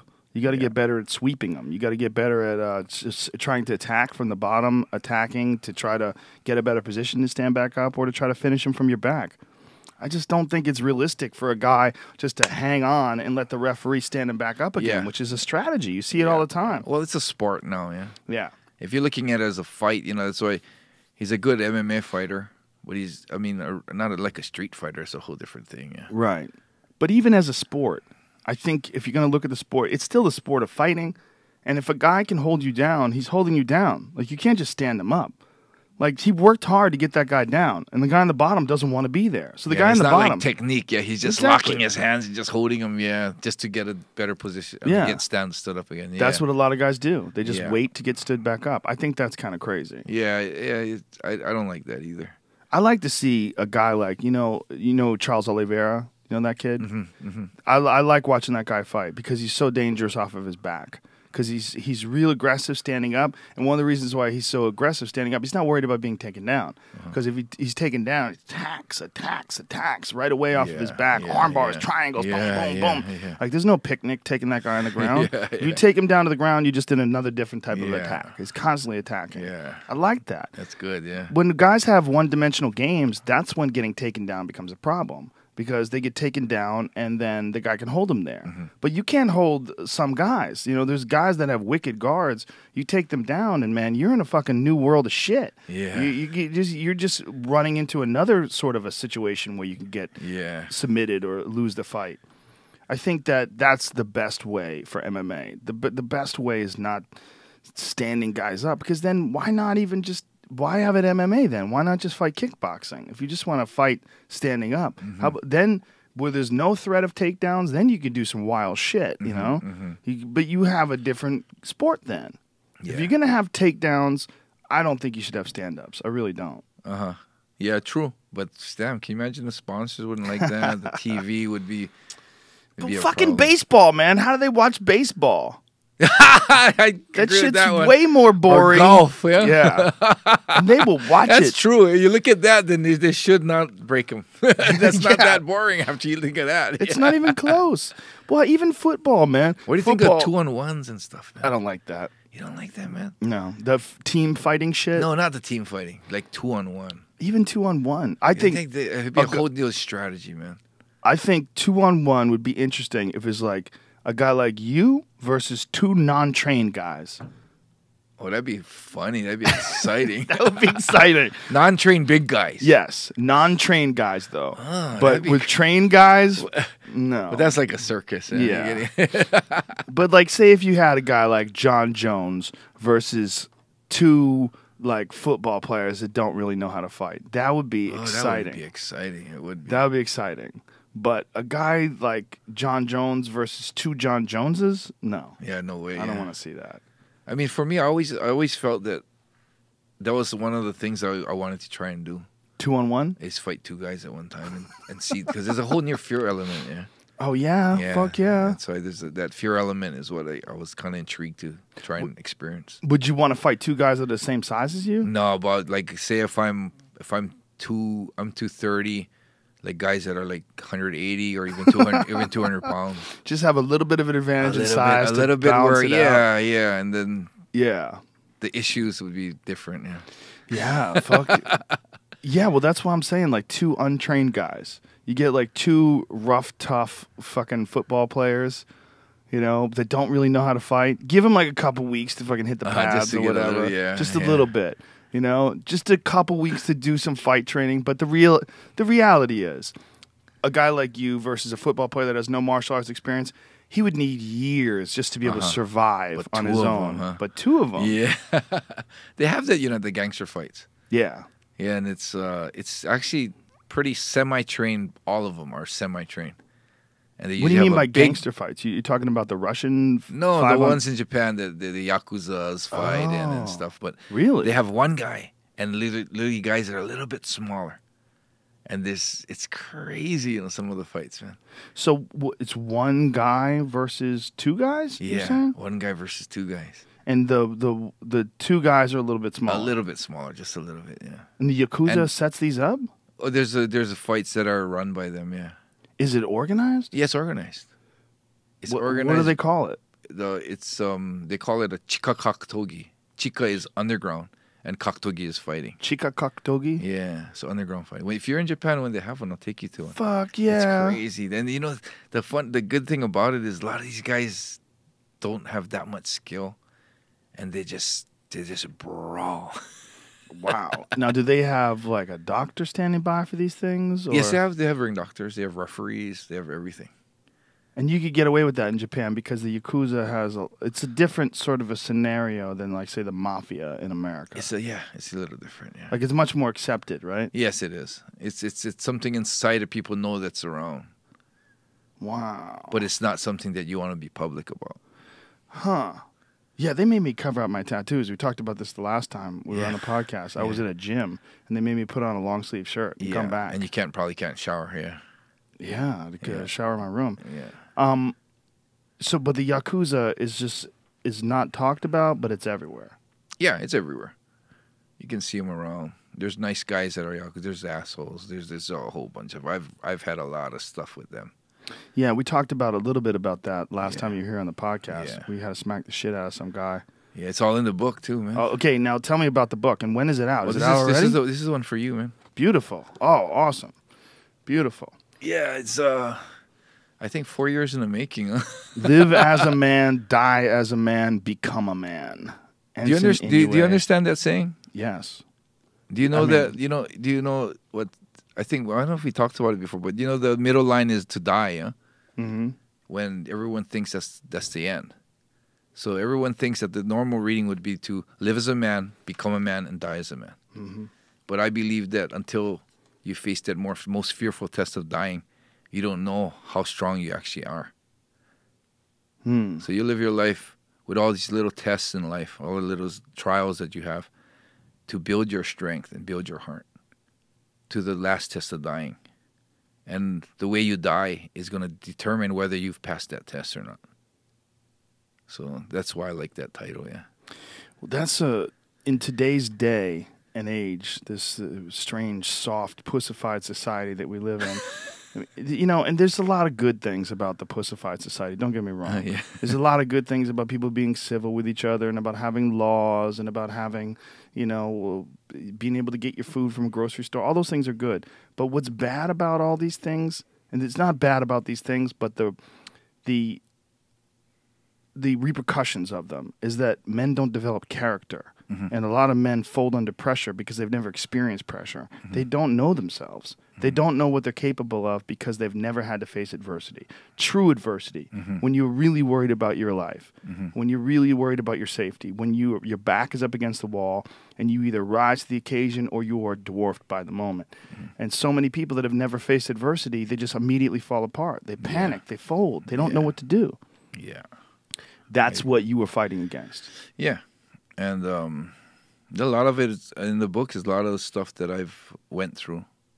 And it's not like me being a big hero and flying with bright colors in every experience. Sometimes there's experiences where I really just fucked up. And some of those fuck-ups actually really taught me about like myself. What? Like there was the book starts off with this story about my friend that was when I was little, like 12 years old. I watched a friend get beat up by bigger guys, and I didn't do anything about it. I was so scared. I was frozen. I didn't know what to do. And I just watched it. And I was afraid of getting involved and getting hurt, physically hurt, beaten up, possibly going to the hospital, possibly a broken bone. And I didn't do anything about it. And wow. The thing about that now is if I did something about it, and say I got a broken arm, broken leg, they broke my orbital, I'd be here today, probably healed up because the body heals. But to this day, even if that episode was 30-something years ago, I still hurt from that inside. Thinking about that, wishing I could rewind and do something about it. Wishing I could see my friend again and tell him I'm sorry. Or be seeing my friend and telling him, man, fuck, I don't know why I didn't help you, I never saw the guy again after that day. Wow. Yeah, and it's something that just is, even just talking about it right now, it's just, I heard about it. I hurt. In my heart, I hurt thinking about that. Do you think that those moments, when you have these moments, those are to make the wrong decision and to feel the repercussions of that wrong decision? That's an integral part of the learning process. Yes. Because yes, when something comes up in the future, you've experienced the pain of the wrong decision. And then the right decision becomes the only decision. Yeah, that's probably the best way to learn, yeah. Trial and error, man. Yeah. It's the only way, I think, to really, truly understand it. You can learn a little bit from other people's mistakes. You kind of sort of internalize their mistakes and you put it into your category or your catalog, rather, of knowledge. But I think to truly have a real lesson in your head, you almost have to fuck it up yourself. Well, that one experience has helped me make the right decisions in a lot of other things that came later in my life, but still that one just still hurts, man. 30-something years later, man. Wow. Any bone that was broken would have been healed by then. Wow. That's the true thing also about losses, is that everybody wants to win. You know, winning is everything. Winning's the only thing. It's not everything is the only thing. People always say that. There are no second place. It's just the first loser. You know, but the reality is those losses and that awful feeling of those losses are so fucking important for the growing process. If you don't realize what it's like to drop your hands and get cracked by a counter shot, you don't realize how important it is to really keep your hands up, you won't know. You won't internalize it. But when you've been cracked and rocked and you wind up losing a fight, you're like, fuck. Then when you're in that fight again or in another fight, those lessons are concrete. Those lessons are tangible. Those lessons are a part of who you are now. It also depends on what level you're going to look at wins and losses at, yeah. Because if after you fight, if someone asks me after I fought, how'd you do?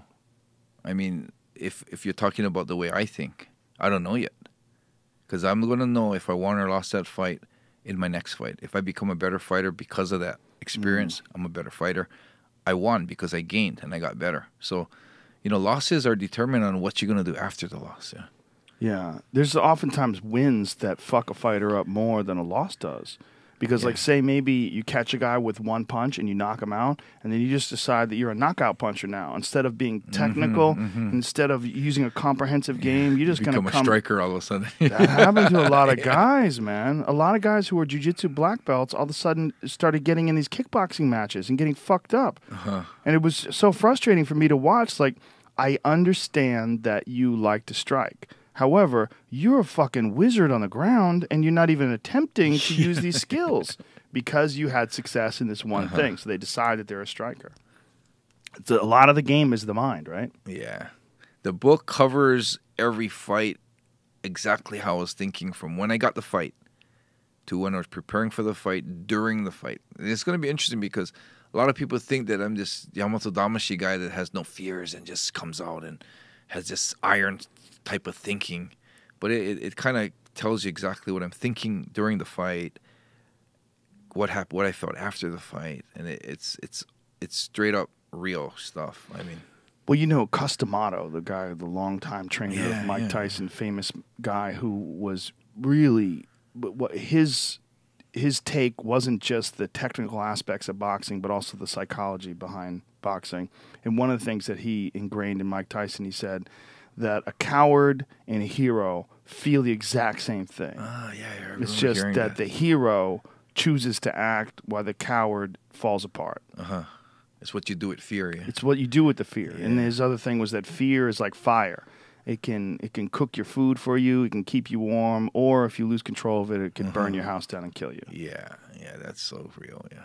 Yeah, it's like it's your impressive performances are more impressive knowing that you were scared, knowing that you had all the fears that everybody else has, but you decided anyway to still clamp down your mouthpiece and fucking throw lead at Igor Vovchanchin. Yeah.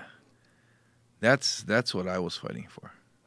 This Yamato Damashi and, you know, Eastern philosophy, which is very different in a lot of ways than Western philosophy, the philosophy that a lot of people associate with martial arts, the respect and honor, integrity and warrior spirit, a lot of that is kind of missing in some MMA camps.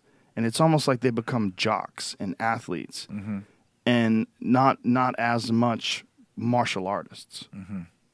What do you think about that? I think it's something that people are losing. Yeah, it is true. And there's a benefit in having that, right? Oh, definitely. Because what happens when you run your gym and you fight in that mentality, once you're done with MMA, you can't fight forever. Right. And when you're done with it, it will carry on with you as a person. If you're just being a jock and doing this MMA and you're just doing that, once you're done with that, you're gonna go into the real world, the person that you were when you started fighting. Not only that, you'll probably be one of those motherfuckers with those boring ass glory days stories. They keep talking about back when, back when you won the Olympic trials for wrestling, and I was doing great till I blew that disc. Yeah, but if you train with that honor and discipline, and you develop that during your fighting career, you're going to definitely be a better man when you finish your fighting career.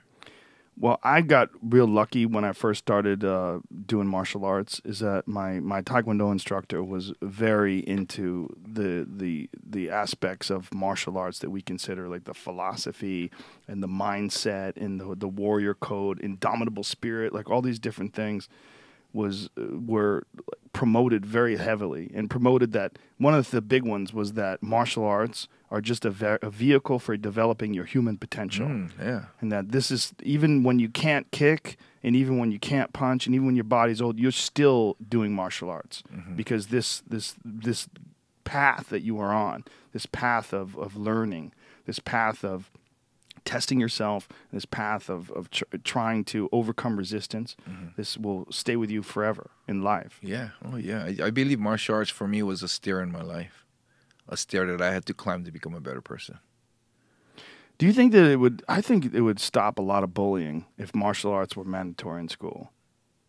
Yeah, I think so. Yeah, it would. It would stop a lot of them crazy, being tough fights in the school. Yeah. Yeah, if guys could test each other, and guys could test themselves, and guys could push themselves like in the gym, and also just develop confidence because you actually know how to fight.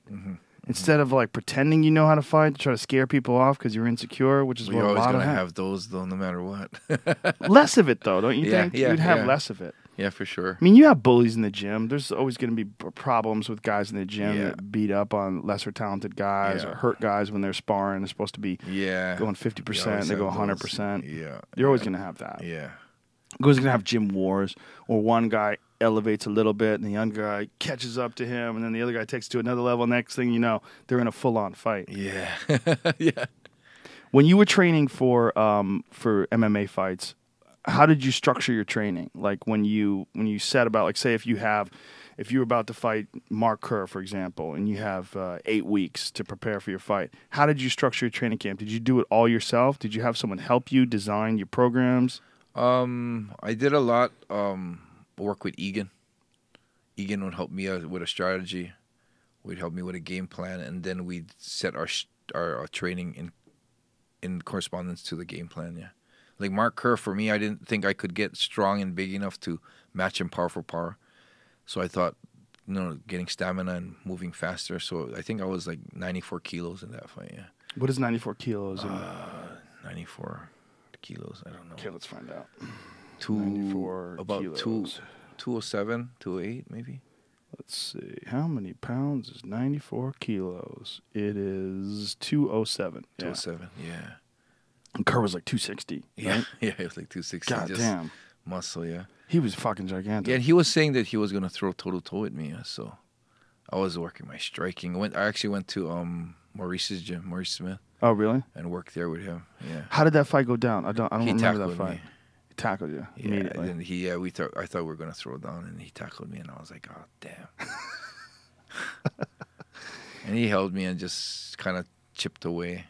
And he was good enough that I couldn't finish him, but he wasn't good enough to pass my guard. But he was good enough that I couldn't armbar him. And we got broken once, and that was when Pride had those 10-minute rounds. Mm-hmm. We were broken once, and then dumb me the second time. I thought, okay, we're going to stand now. And boom, he shot for a tackle again. Yeah. That was frustrating. He was an interesting case because he was one of those guys that sort of tested this. We were in the beginning of MMA when people would watch the various styles and the various strategies that people would be successful with inside the octagon. They would try to figure out what is the best way. Is it the best way to be a big wrestler? Well, no, if you fight Maurice Smith, because Maurice Smith figured out how to be a smaller guy, chip away at the legs of Mark Coleman, take it into the later rounds, and that's how he won the title. Mm-hmm. He won the title with stamina and with his striking. Yeah. But then you see a guy like Mark Kerr, and he was like the very, like, as far as you could go with like the big steroided up muscular frame and wrestling. Like, pull up a picture of Mark Kerr. Mark Kerr in his prime was, his nickname was the Smashing Machine. Yeah. And the Specimen, huh? Yeah, the Specimen, exactly that, the Smashing Machine. And he was a big wrestler who didn't have like a lot of skills as far as like submissions. Like he submitted a guy with a can opener once, probably the only guy ever. Like there is him. Yeah. Jesus fucking Christ! Look at that. That is barely human. He was fucking gigantic, man. Yeah, that's the one I fought. He submitted a guy. He submitted Dan Bobish by putting his chin in his eyeball. And he tucked his chin into Bobish's eyeball and crushed his head into his own chin. It's like he pulled his chin into the guy's eyeball and tapped him. I think he mounted him and did that. Stuck his chin in his face. He's strong. Strong as fuck, I bet, right? Yeah, it's one of the strongest guys I've met. Yeah. He was as big as you could get. Yeah. And still do MMA. That was like he was the example, the big strong wrestler. He was the most extreme version. And he was of real successful in the beginning. Oh yeah, real successful. Yeah, real good. But it seemed like the wheels started to come off after a while. Yeah. He Is couldn't. he still fighting? No. He did a few fights for a while, afterwards, yeah. but after the Smashing Machine documentary came out, and if folks have never seen that documentary, he's got an incredible amount of courage for letting people into that world, because Mark had a significant problem with painkillers and with drugs and showed it all in all of its. They started that documentary wanting to do a documentary to follow one of the best mixed martial arts fighter in the world, the Smashing Machine, the guy who a lot of people thought was the heavyweight to watch. And along the way, they caught it at the perfect time where he was starting to unravel, and they got to see a guy whose life was just sort of falling apart. Yeah. That was pretty crazy. Isn't all the it intense? syringes that came out, and It's crazy. I know. He was just shooting himself up all the time with all these painkillers and stuff. Painkillers are a motherfucker, man. Yeah. That's addicting, huh? Oh, yeah. Yeah, they're opiates. Yeah. Jeez. Very addicting. Never tried them at all. No painkillers at all? I never tried any drug except marijuana. Did you ever have a surgery or anything like that? No. No surgeries at all? No Nothing? surgery, no. No knee surgery? Nothing? No. How the hell did you manage to go through an MMA career with no surgeries? A lot of luck. A lot of luck, man. The worst I had, I think, was the orbital crack from the Royce Alger fight. From Royce Alger fight? You got an orbital crack? That's what happened in that fight. You know, when you interviewed me, I was fine. And I went to the back and I felt my nose bleeding, so I blew my nose and it just... Boom. Whoa. That's crazy. And it just filled my eye up with air. And then the doctor came in and said, can't fight. And I was like, no, I'm fine. Please let me fight. I still can see.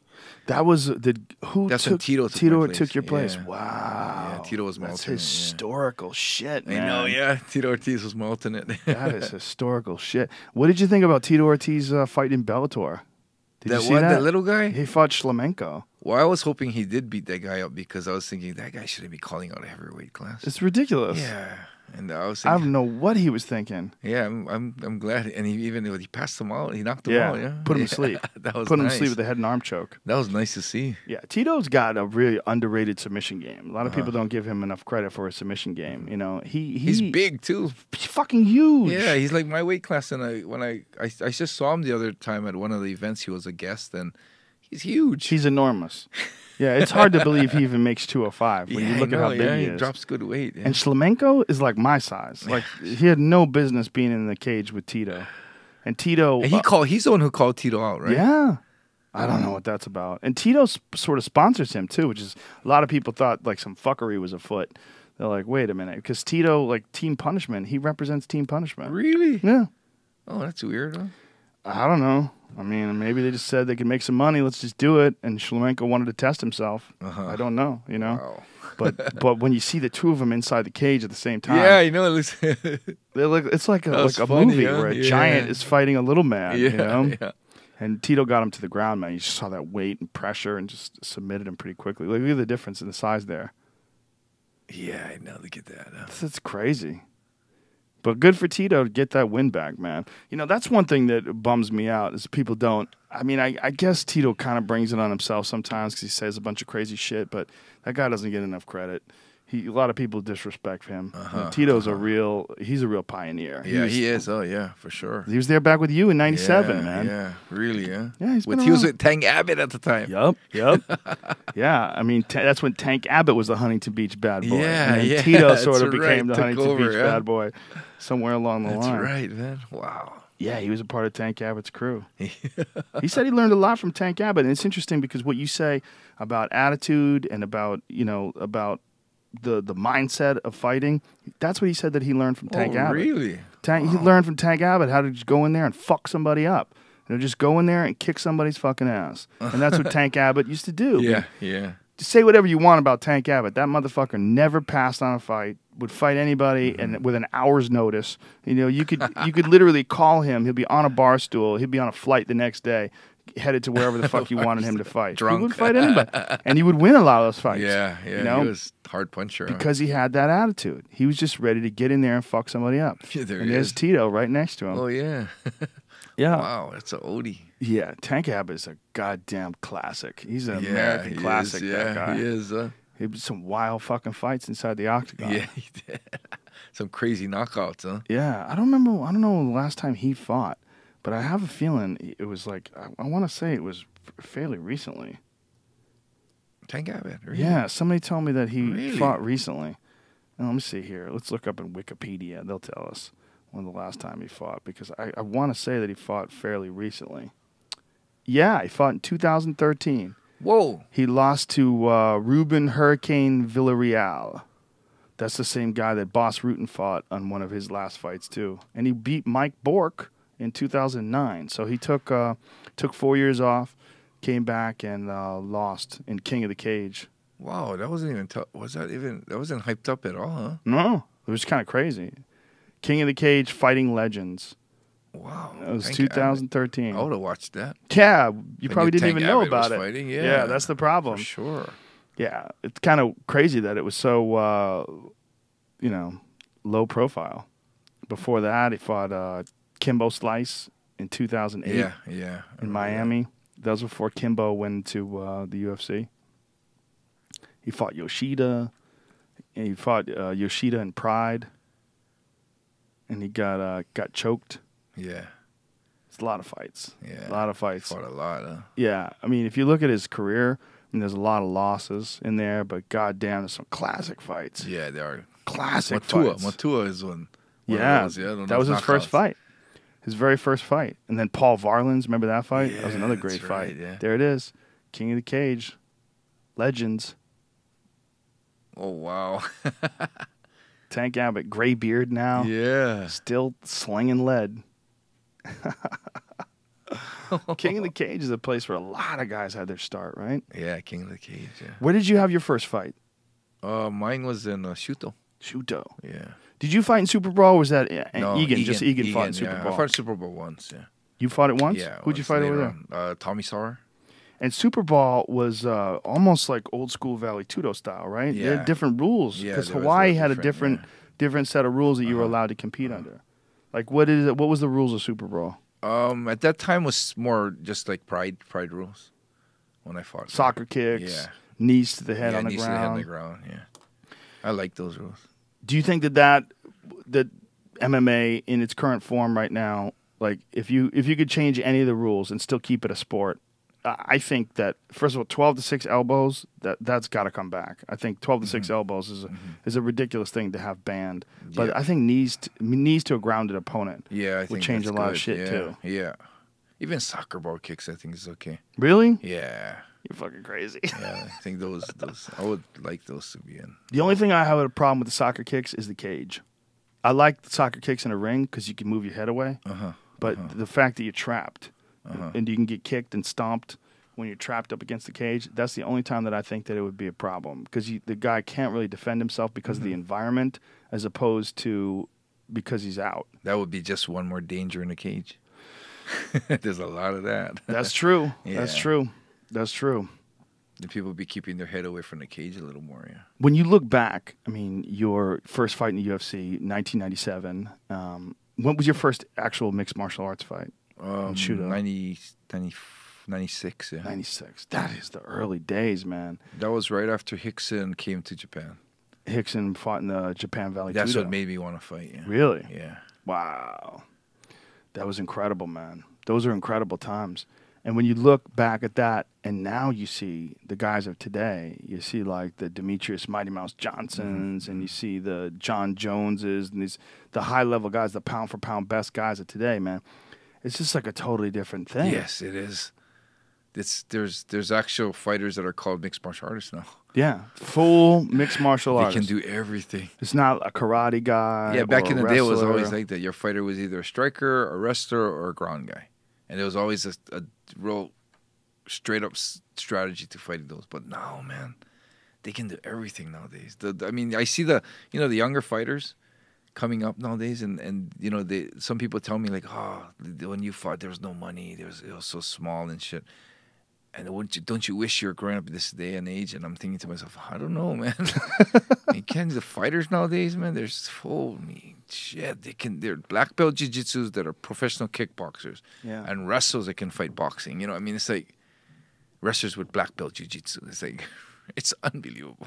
And it's getting better. Yeah. It seems to me that it's getting better. I mean, it seems to me that the level keeps rising every year. The level's just way like different. TJ Dillashaw. Uh-huh. What the fuck? Yeah, what was that? Huh? What the fuck? The kid comes out of nowhere. Man. I mean, I thought that was going to be a real difficult fight for him. I thought, like, man, Renan Barão is a killer, one of the best pound-for-pound guys in the world. And then TJ Dillashaw just goes in there and runs a clinic on him. Runs a clinic on him. That was unbelievable. And there's more of those knocks coming. him out at the end. Huh? Yeah, head kicks him in the fifth round. Yeah. And didn't ever fight like he was ahead. Didn't ever fight Always like he trying was to ahead. finish, yeah. Always trying to finish. Crazy. It's a good fighter, man. Fuck yeah. Yeah. Great fighter. Is there going to be a rematch on that? Huh? I hope so. Yeah, it should be, man. I hope so. Well, there's a lot of great fights at 135. Yeah, There's so many. Can I hope Dominic Cruz, you imagine they never had that? that division before? It's crazy. Yeah. Before it was just the heavier guys, yeah? Well, I think they're probably going to have a 115 too. They're going to have a straw weight. Wow, really? Yeah. Well, there's a lot of great fighters in other countries, especially. A lot of great Japanese guys, 115. A lot of Brazilian guys, 115. I think that and a few more women weight classes would be good too. You know, I think they're going to do a 125 women's weight class. Yeah. Maybe a 115 as well. Yeah. That'll be big. That's good, yeah. It's amazing It's times. exciting, man. Exciting. Do you have pride when you look back and you think that you were like, I mean, you were one of the real pioneers of the fastest growing sport the world has ever seen. There's never been a time in my lifetime, there's never been a time where a sport was introduced and became this gigantic thing over a matter of a decade, 2 decades, and grew. Yeah, unbelievable how fast it grew. Yeah, and grew the way the UFC has grown. Unreal, huh? There's nothing like that. Yeah. It's amazing. Do you look back in that and go, wow, I was in a special time in life? Well, I look back at that and say, yeah, I love what's happening. I mean, my life is made by MMA. And I appreciate all the things, Dana's doing, the people who making it big. And you ask if I have pride in that. No, not really, because I don't feel like I'm the one who did all this. No, I don't. I just feel I was the lucky person to be the person that was actually there in the beginning to see what it was like in the beginning when it was banned in states and whenever someone heard you were a mixed martial arts fighter, they say, oh, so you beat people up for a living. Oh, human cockfighting. Back in that day when it was like frowned upon. Now it's like, it's a cool thing now. It's so nice to see that change. Yeah, it is nice to see that change. When I first was working on a sitcom, I was on the sitcom News Radio, and it was when I first started doing the post-fight interviews, back when I interviewed you. Yeah. It's one of the first events. That was the second event I ever worked at. Oh, wow. And I would tell people that I was going, it was like, where were we at? Was it Augusta, Georgia or something like that? Yeah, Augusta, Georgia, yeah. And I remember telling people that I was going to go work for the UFC, interviewing fighters after their matches. And they looked at me like I was fucking crazy, like I was involved in dogfighting or something. That's what it was like. Yeah. Like I was involved in porn or something like that. Yeah, it was like that, yeah. Now, people say, what do you do? I say, oh, I do commentary for the UFC. They go, oh, I love that. All right. My husband loves Isn't it that. awesome My to wife see that loves change, Yeah. though? It's amazing. Yeah, when I see that, think that I was back in. I was lucky enough to be a part of that. That's what I feel. Yeah. Back in the day, man. I can only imagine from your position. So from my position, I feel very lucky. But obviously, I'm like an outsider watching and commenting on it. You were like in the heat of the battle itself. What are we on now? UFC what? 175. 175. Yeah. I was in 13, huh? Fuck. That's crazy. I know.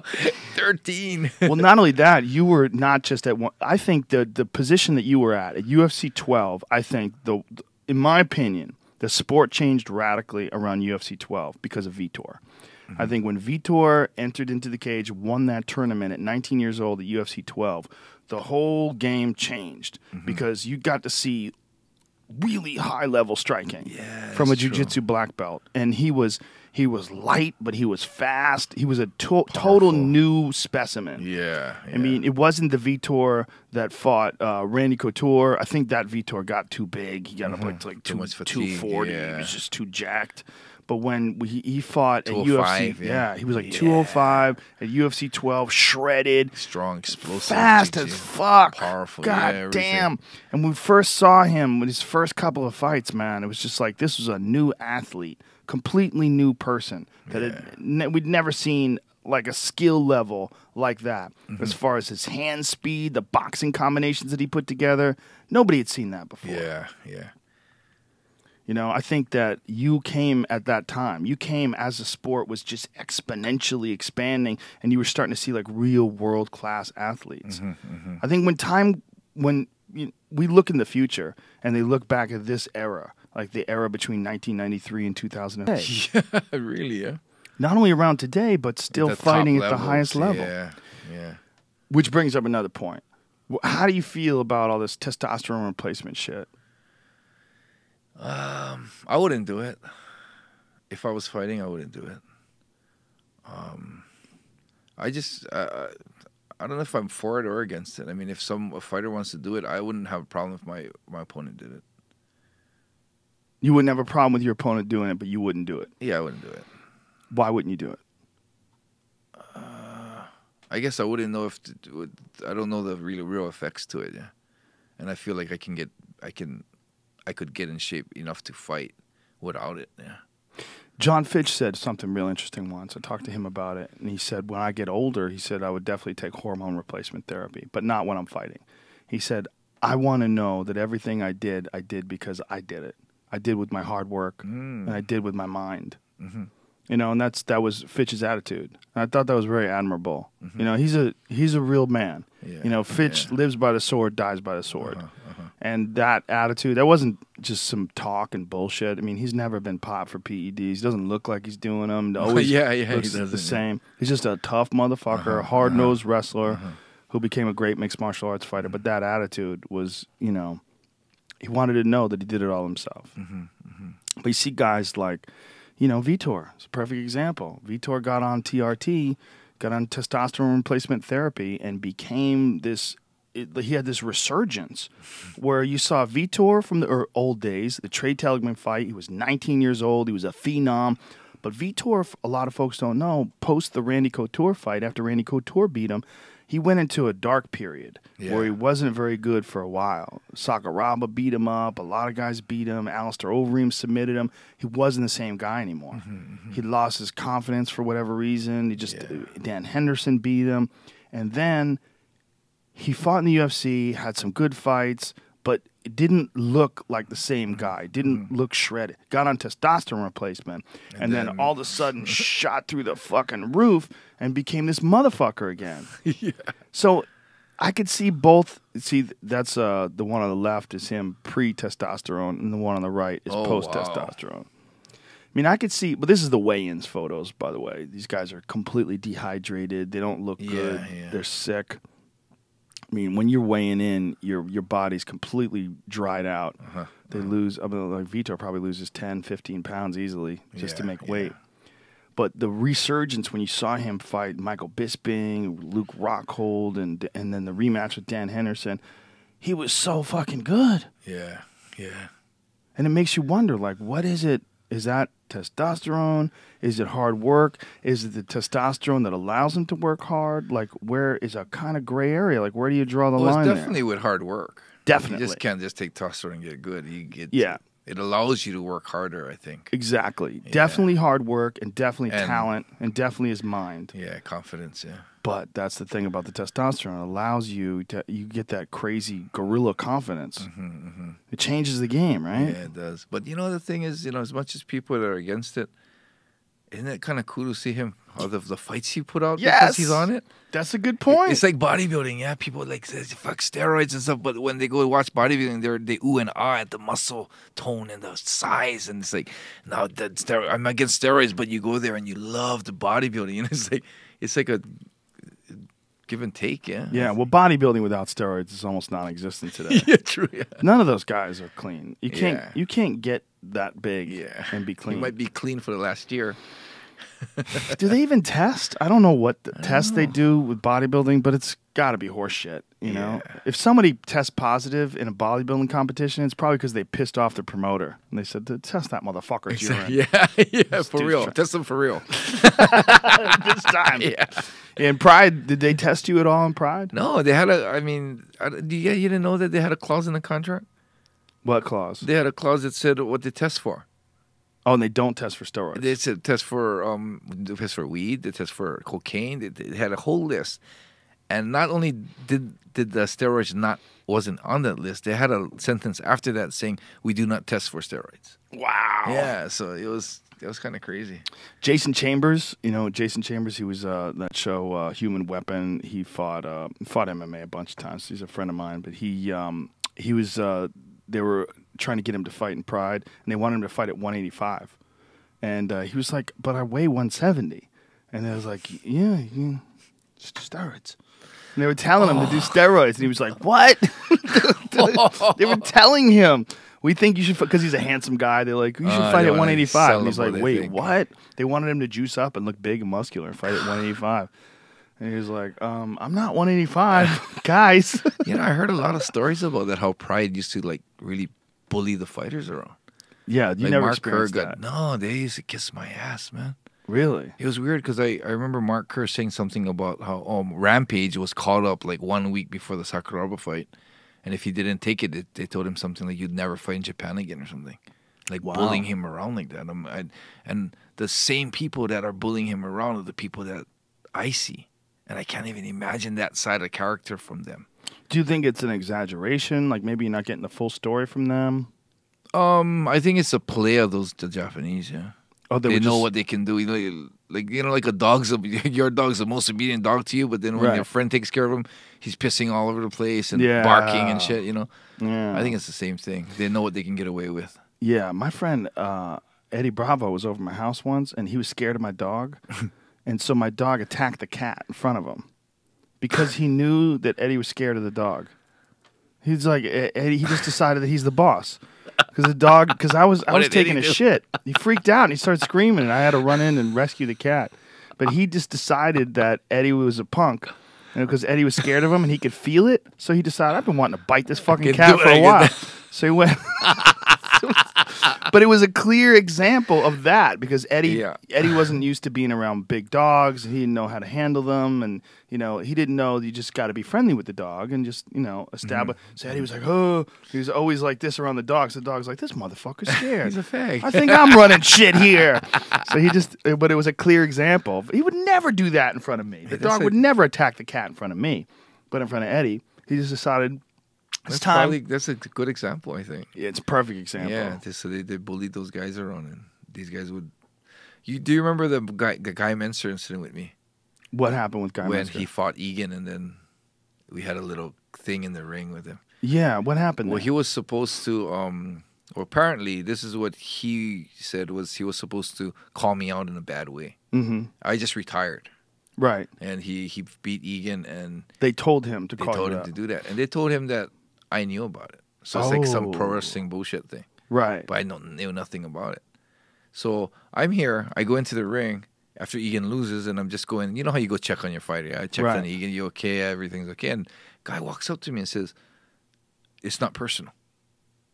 I'm like, what's not personal? You beat up my brother. Of course it's not personal. Congratulations. He goes, no. What do I have to do? I said, what are you talking about? And if you see the video, I'm shaking his hand. And he's telling me that I have to shake his hand, and I'm like, I don't let go of his hand, and we're like guiding him into the corner. Like, what do you mean? What are you gonna do? And he goes, I gotta call you out. I said, well, you know I'm retired. He goes, yeah, but it's in my contract. I said, no, fuck you. I told him, if you don't want to do it, don't fucking do it. And he goes, Enson, I gotta do it. I said, don't fucking do it if you don't want to do it. And then I realized that the way Pride plays that shit with the fighters, and I realized that Guy was in this position that he really couldn't do anything about. And so I was like, it's not Guy's deal. Guy's not the bad guy here. And it's like, so he turned around and he did it different though. He didn't be a dick about it. He kind of went and he said something about the better fight would have been with his younger brother Enson. But after that, it's all in the book too. But after that, I went to the locker room and I don't know. I think Gary Goodrich was in my locker room. Igor was in the locker room. Those fighters all saw this happen, but I went on a rampage calling for the president of Pride to come in and see me right now because that's bullshit. This pro wrestling bullshit doesn't work. Wow. And they wouldn't bring him. So I was, the little staff guys of the year, I was kicking them around, telling them get the president. And one of the guys come in, this guy called Kawasaki. He was a matchmaker for Pride. And I got on him and threw him on the ground. It was really? Yeah, it was a huge thing. You threw him on the ground? I threw him on the ground and mounted him, and then Egan stopped me, and then I told him, I don't want to see you, I want to see the Morista, the president. That's when he was alive. And, of course, in the middle of the event, so the president just can't come in, but the vice president comes in. And then he sits me down, he says, we didn't know nothing, we'll get to the bottom of this, but according to Guy, that's the guy he talked to. So it was in the contract that he was supposed to call you out. Yeah, if he beat Egan, yeah. And then the president wound up dead, strangled he hung himself on a fucking shower rod or something? Yeah. That's a weird one, huh? Yeah. Because I talked to him a week before that, and he told me that, I remember he telling me that he likes the way I fight, and he wants fighters to fight more like me. I remember him telling that. And he had a big image about changing the fight game into a more of aggressive fighters, yeah. But wasn't the death was very controversial? Yeah, it was. It wasn't suicide. Yeah, it didn't seem like. It seems like it's really hard to do a chin up from a shower curtain. Yeah, he didn't. I mean, how can you? Those rods are not that strong. Yeah. How is that? How can you even hang yourself from one of those? Can you? He did the wrong. He pissed off the wrong people. Allegedly. Yeah, allegedly. Allegedly. Yeah. Let's leave it at that. What was it like in that day, like dealing with that aspect of mixed martial arts? Like it wasn't just mixed martial arts like it is in the UFC, where it's a business and there's promoters and there's they have an agenda to try to promote to the fans and try to make money. But you were dealing with a very intense organized crime aspect to it. Mm-hmm. What was that like? It was good. Good for me, yeah, yeah, because of who I was and the respect that I have from the underworld people in Japan. It helped me. That's why they didn't dick me around, and everything was straight up. Did they support Japanese fighters more there? Like, were they excited? I think there were Japanese more. Yes, they wanted winning? the Japanese fighters to win. Guys like Yoshida. Yeah. Well, back in our day, was some more Sakuraba, some Shoji, Matsui. All those fighters. They wanted to promote those guys so they win. Yeah. Takada, who was a pro wrestler. That was an interesting situation too. That guy's right? a pussy. Well, he was a weird one because he was one of the few guys that was in a very obvious fixed fight. His fight with Mark Coleman. Yeah. Like, pull up Takada versus Mark Coleman. Yeah. Because this is one of the few fights that I love Mark Coleman. But Mark Coleman never admitted that he did that, but I'm sure that that's what happened. Mark would never lose to Takada. Well, not that way either. Way, yeah. That's bullshit. The way he tapped to the heel hook, it was total pro wrestling. I was like, no, I don't want to tap. I got to tap. Yeah, like it was almost like, I'm going to tap. Yeah, he saw that. Yeah. It was like a movie tap. Yeah. It was weird. Well, Takada's a fag. Really? Yeah, straight up, he's a fag. What is his background? He's just pro wrestler. But does he have martial I saw him arts on the skills? street. I saw him in a street incident. He fagged out. What happened? I was in a club. My friend was my students were Ricky Fukuda was the security there. So here, it's like you see Coleman's like he's like punching him in the leg. It's and it's so like you can fake. see his punches. Coleman sits it all in his punches, but that one he's not. It's the arm punches. Yeah, he's barely punching him. And this was like back when Coleman had won the heavyweight Grand Prix, right? Yeah, like look, he's punching the leg. Like, what is that about? These leg punches? Like, come on, man. Mark Coleman was not about little baby punches. That's not Mark Coleman punches. Leg. Yeah, that's if he did punch the leg, it'd be heavy punches. Yeah. Well, everything he did was heavy. It's the godfather of ground and pound.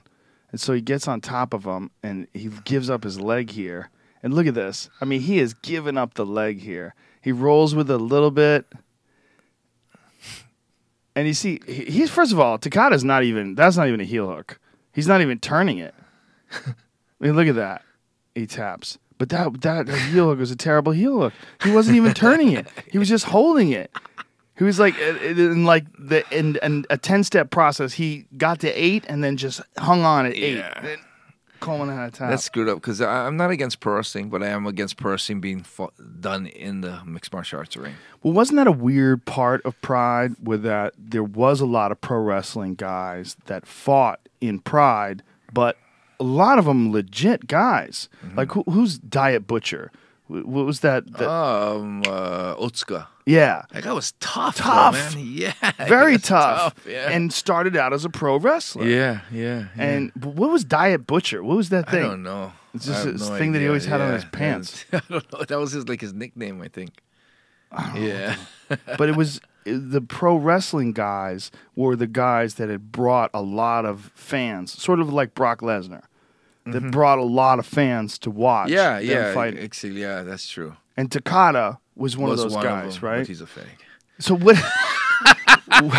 What was the street situation? Well, Ricky Fukuda was I was training with him at the time, and I got him a job at a security at a club that we hung out at. So we went to the club, and I remember Takada was there at the club, and he said hi to me and stuff. Just like, hi, what's up? And that's it. And then I heard there was like a big riot up at the top. So I'm worried about Ricky, making sure that he's okay. So I went upstairs to check on it, and there was this huge mob, like almost like a bees moving across the street.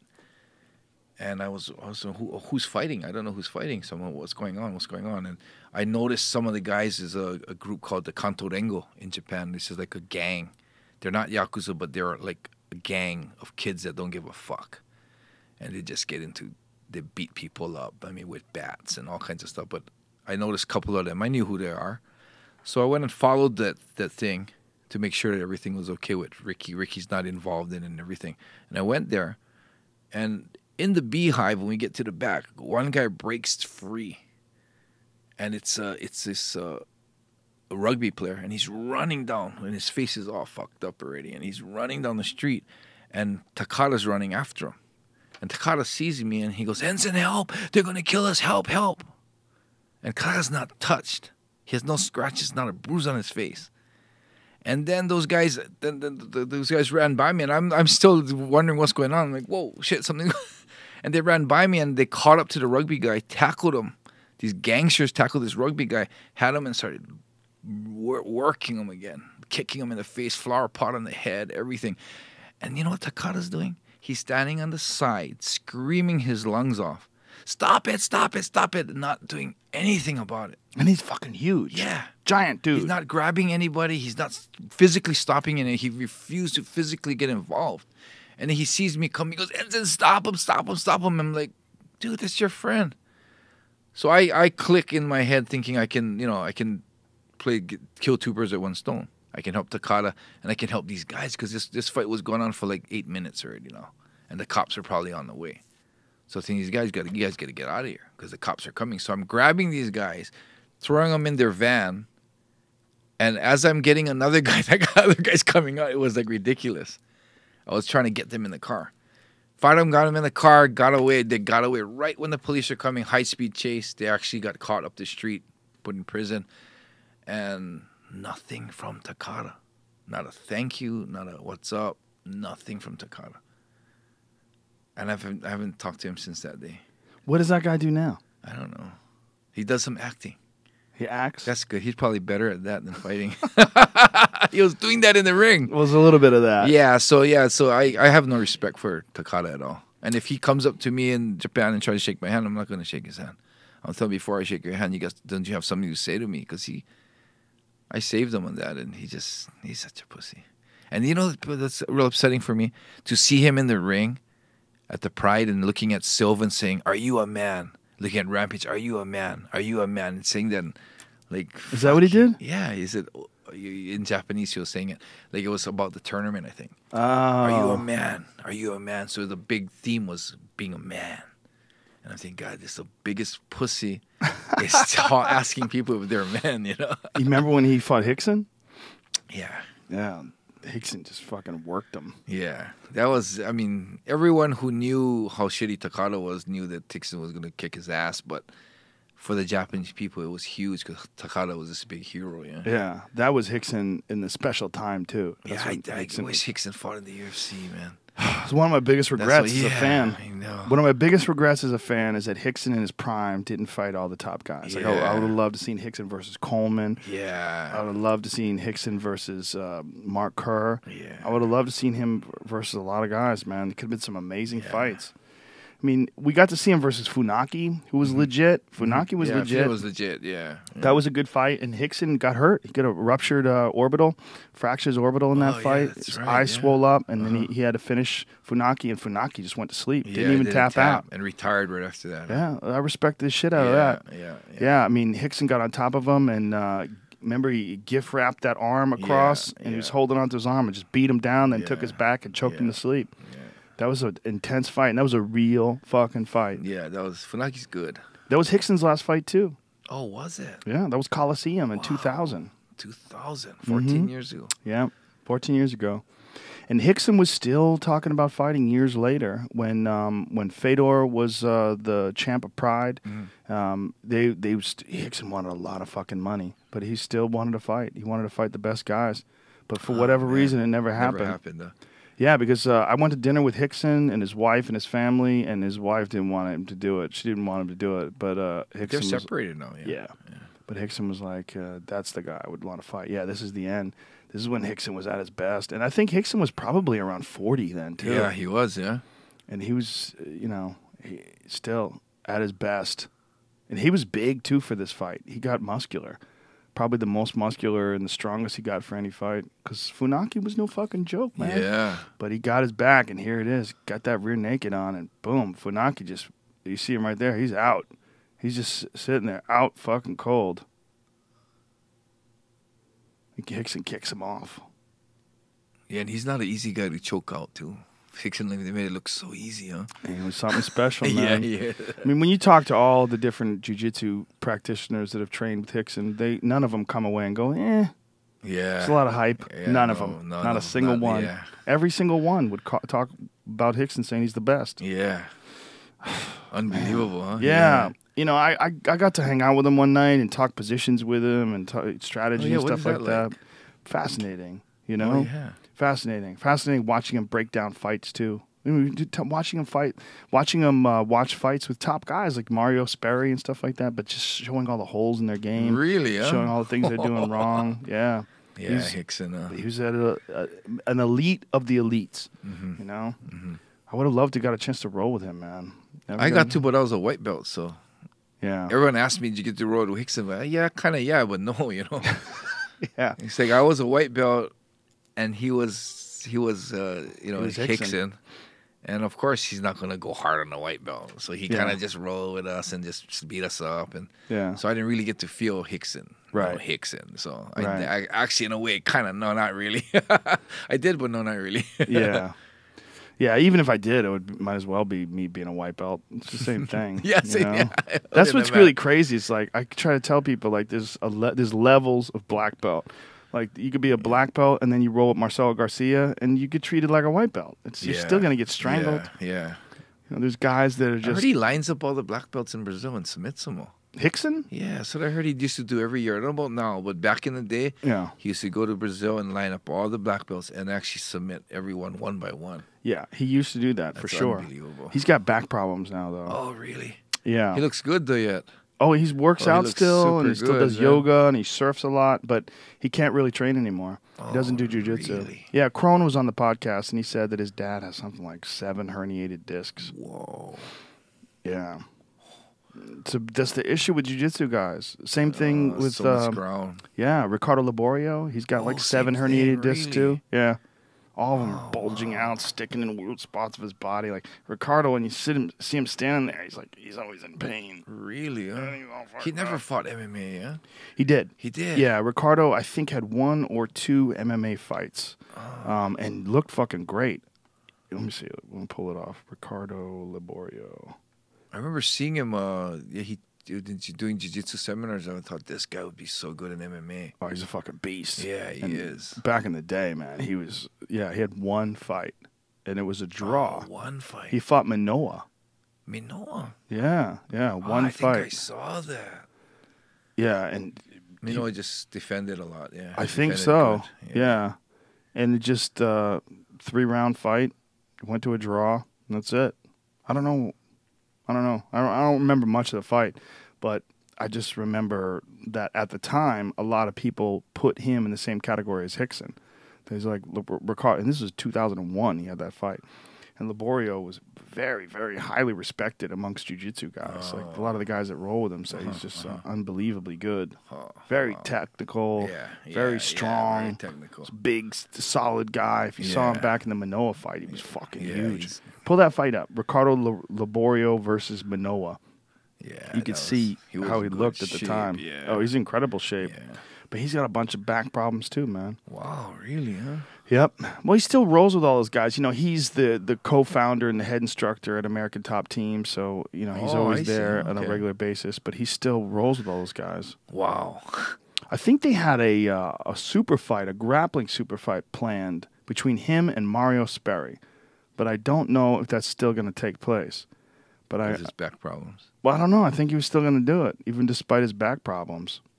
How is Mars Perry doing? It's a good question. I mean, he was the head coach of the Black Zillions. Yeah. And then, for whatever reason, they had a falling out, and he wound up leaving the Black Zillions. I don't know what the fuck happened. So I don't know where he is now. But he was an interesting coach. They call him the Zen, huh? They call him. The Zen Machine. Yeah, Zen Yeah. Machine. When I was first starting out, I started out at Carlson's place in 1996, and Mario Sperry was there. And Mario Sperry was talking about how he got really good at triangles by making his girlfriend sit in his guard, and he would just slap a triangle on each side over and over again. She's like, I don't want to do this anymore. He's like, shut up. And he just kept triangular over and over and over again, which is kind of Really, fucked up. But he used her as a grappling dummy. Really, Just- huh? Yeah, here it is right here. Ricardo Liborio, Oh, yeah, so Manoa. he shaved his head. That's right. Yeah. This is way back in the day in 2001. And Manoa's still fucking fighting. Manoa is still going at it. Manoa's fought a lot of guys, man. Yeah. Huge boys. It's a big circus thing, huh? Yep. With Minoa. And attacking each other here. It's interesting how there was a lot of dudes that were heavy favorites, like going into MMA. And everybody thought that, wow, this is going to be the next motherfucker in MMA. And like Saulo Ribeiro. Saulo Ribeiro, a lot of people thought like he was going to be the next Hickson. He's going to go into MMA and dominate because he was so good at jiu-jitsu. But it never quite panned out, you know? That's the end. Look how Even big in Japan, Liborio was. that the judo guys that go into it. Yoshida was one of the most successful, but there was one after him that came out. He fought here. I think he trained in Vegas, huh? Which guy? What's his name? He was like a gold medalist. Oh, yeah. I know. He lost to Yoshida later. He came back in Japan and fought. Yoshida lost, but not Nakamura. Let me Big see. boy, man. Let me see. I'll pull up Yoshida's career. And he was real aggressive in judo, too. That's why they thought he was going to be the next big thing. Was it Nakamura? No, not Nakamura. He lost to... He lost to Yoshida. He fought in Astra. And it wasn't Ogawa. No, Ogawa? not Ogawa. This new kid, man. He didn't really do much, but he was up here. I think he trained with Baroni too. I don't know. I'm looking at his I record. forget. Ishii, I think. Oh, Ishii. Yeah. Ishii is... that's right. Satoshi Ishii. Yeah. That was in Japan. That was like he was gonna be the next huge MMA guy, but never panned out. Well, he fought him too young. he was just starting to get into Too MMA. fast, huh? Yeah, He went into Yoshida it. had too many striking skills. Like, remember, Yoshida fought Tank Abbott and head kicked him. Remember that? Yeah. Yoshida yeah. was a pretty good striker. And Yoshida threw down with Silva too. Mm-hmm. Huh? Yeah. He's a strong motherfucker, Yeah, man. yeah. He was a strong motherfucker. Yeah, Ishii, He had some good fights, That guy man. was supposed to be like the next big thing in Japan MMA, but never turned out. Yeah. Ishii, I think that was probably... He came to the States. I think he's training in the States now, you know. Yeah. No, I think he is. He's, I think he still has, he's still fighting MMA. Yeah, I think he's still fighting. Yeah, well, he fought in April. He won. He beat Phil right. DeFries. Phil DeFries, who fought in the UFC. And before that, he beat Fujita in 2013. I didn't know Fujita was still fighting. Oh, I didn't know that either. He fought in the Inoki New Year's card, the Bumbaye card. Okay. Yeah. And before that, he beat Jeff Monson. He's won a bunch of fights in a I heard he row. moved here too. He's trying to get residency. Oh, really? Because Japan Judo won't take him back. Oh. And he wants to fight Judo. He beat Tim Sylvia. He beat Sean McCorkle. He beat Kerry Shaw. Then he beat Pedro Hizzo, Clayton Jones, Jeff Monson, Fujita, and Phil DeFries. Those are Oh, all wow, he's doing legit good. opponents. So he's still working at it. Oh, but I that's think, good. you look at his first fight in MMA Yeah, ever was yeah. Yoshida. Yeah. That was just too much of a jump. That's too much, yeah. Too much of a jump. Yoshida was already adapted to MMA. Is that a big part of fighting? Like, that's something that you see in boxing that I don't necessarily think you see in MMA as much, as where a fighter is brought up correctly. Like, they give them tests that they can win, and then, they test them, and then they graduate with those tests. Well, it's like that in the UFC now, right? Not as much. There's Really? a lot of guys get fed to the dogs, like, real early. I mean, like the TOF and stuff, man, you really got to be good to make it into that, huh? The what? The TOF, that house. Oh, the TUF, Yeah, the Ultimate I mean, Fighter. To make it into that. And then, Yeah, but I think that you're seeing now, like I watch The Ultimate Fighter, sometimes you see guys gas out really quick. You see kind of low-level striking in jiu-jitsu. I think the talent pool is kind of dry in a lot of ways. I mean, every now and then a new guy comes up, like a Uriah Hall, who got on The Ultimate Fighter and is just knocking everybody out and looks sensational. And you saw, like, real talent in that guy. And the guy who... I mean, Dillashaw came from tough, and now he's a champion. There's guys that have come from the Ultimate Fighter. the guy who just won the tough too, the Silva Sonnen one. The ball, he had no hair. Yeah, That guy was good, huh? I Yeah, I'm think he trying to won. remember his name. Yeah, I forget his name. There's too. so many of them now. Yeah. It's almost impossible to. Calvin Gastelum, who beat Uriah Hall, he's another super fucking talented guy who came from that. But for every one of those guys, there's like 10 guys that they're just not at the same level. They're Is not. it because they're it's not such a ready new for it. sport? Yeah, no? Yeah, I Like think boxing's so. been around for ages, and Yeah. so many boxers that. Yeah, when you really think about it, high level MMA is only 15 years old. Yeah. At the it It's really a baby yet, huh? like we said, Vitor Belfort 97, so it's a little bit older than that. But just, it's a fucking crazy sport, man. It's Yeah. an exploding, growing thing right in front of us. Can you imagine? I wonder what it's going to be like in 10 years, huh? I can only. I think when we look back at history, they look at the history and the growth of mixed martial arts, of martial arts, period. They'll see that martial arts grew more in 20 years than it did in 20,000 years. It exploded out of nowhere, and they really figured out what works and what doesn't work. You know what tripped me out is when I first went to watch the UFC in Vegas, and I saw the fighters' pictures on the billboards, and I couldn't believe that. It's weird, right? Yeah, I mean, back in the day when I used to go to Vegas, we see like Donna Summers and Kenny Rogers doing a concert. But man, the MMA fighters up on the billboards, it's like a whole different level. Yeah, it's wild, isn't it? Yeah, I love it. It's great. I mean, the bigger MMA gets, the better it is for me. Yeah, for sure. What do you plan on doing in the future now? I mean, you're making your bracelets.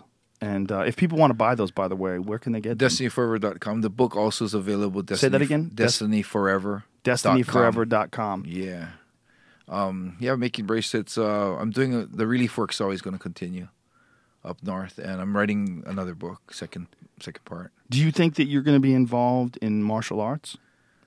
I'm not someone that's going to try and promote or someone that's going to try and get involved, but if there's anything that I can do, like when people ask me to do seminars or to come and be involved in something, I'm more than willing. Like, there's some kind of big tournament of the UG, right? The Underground Forum.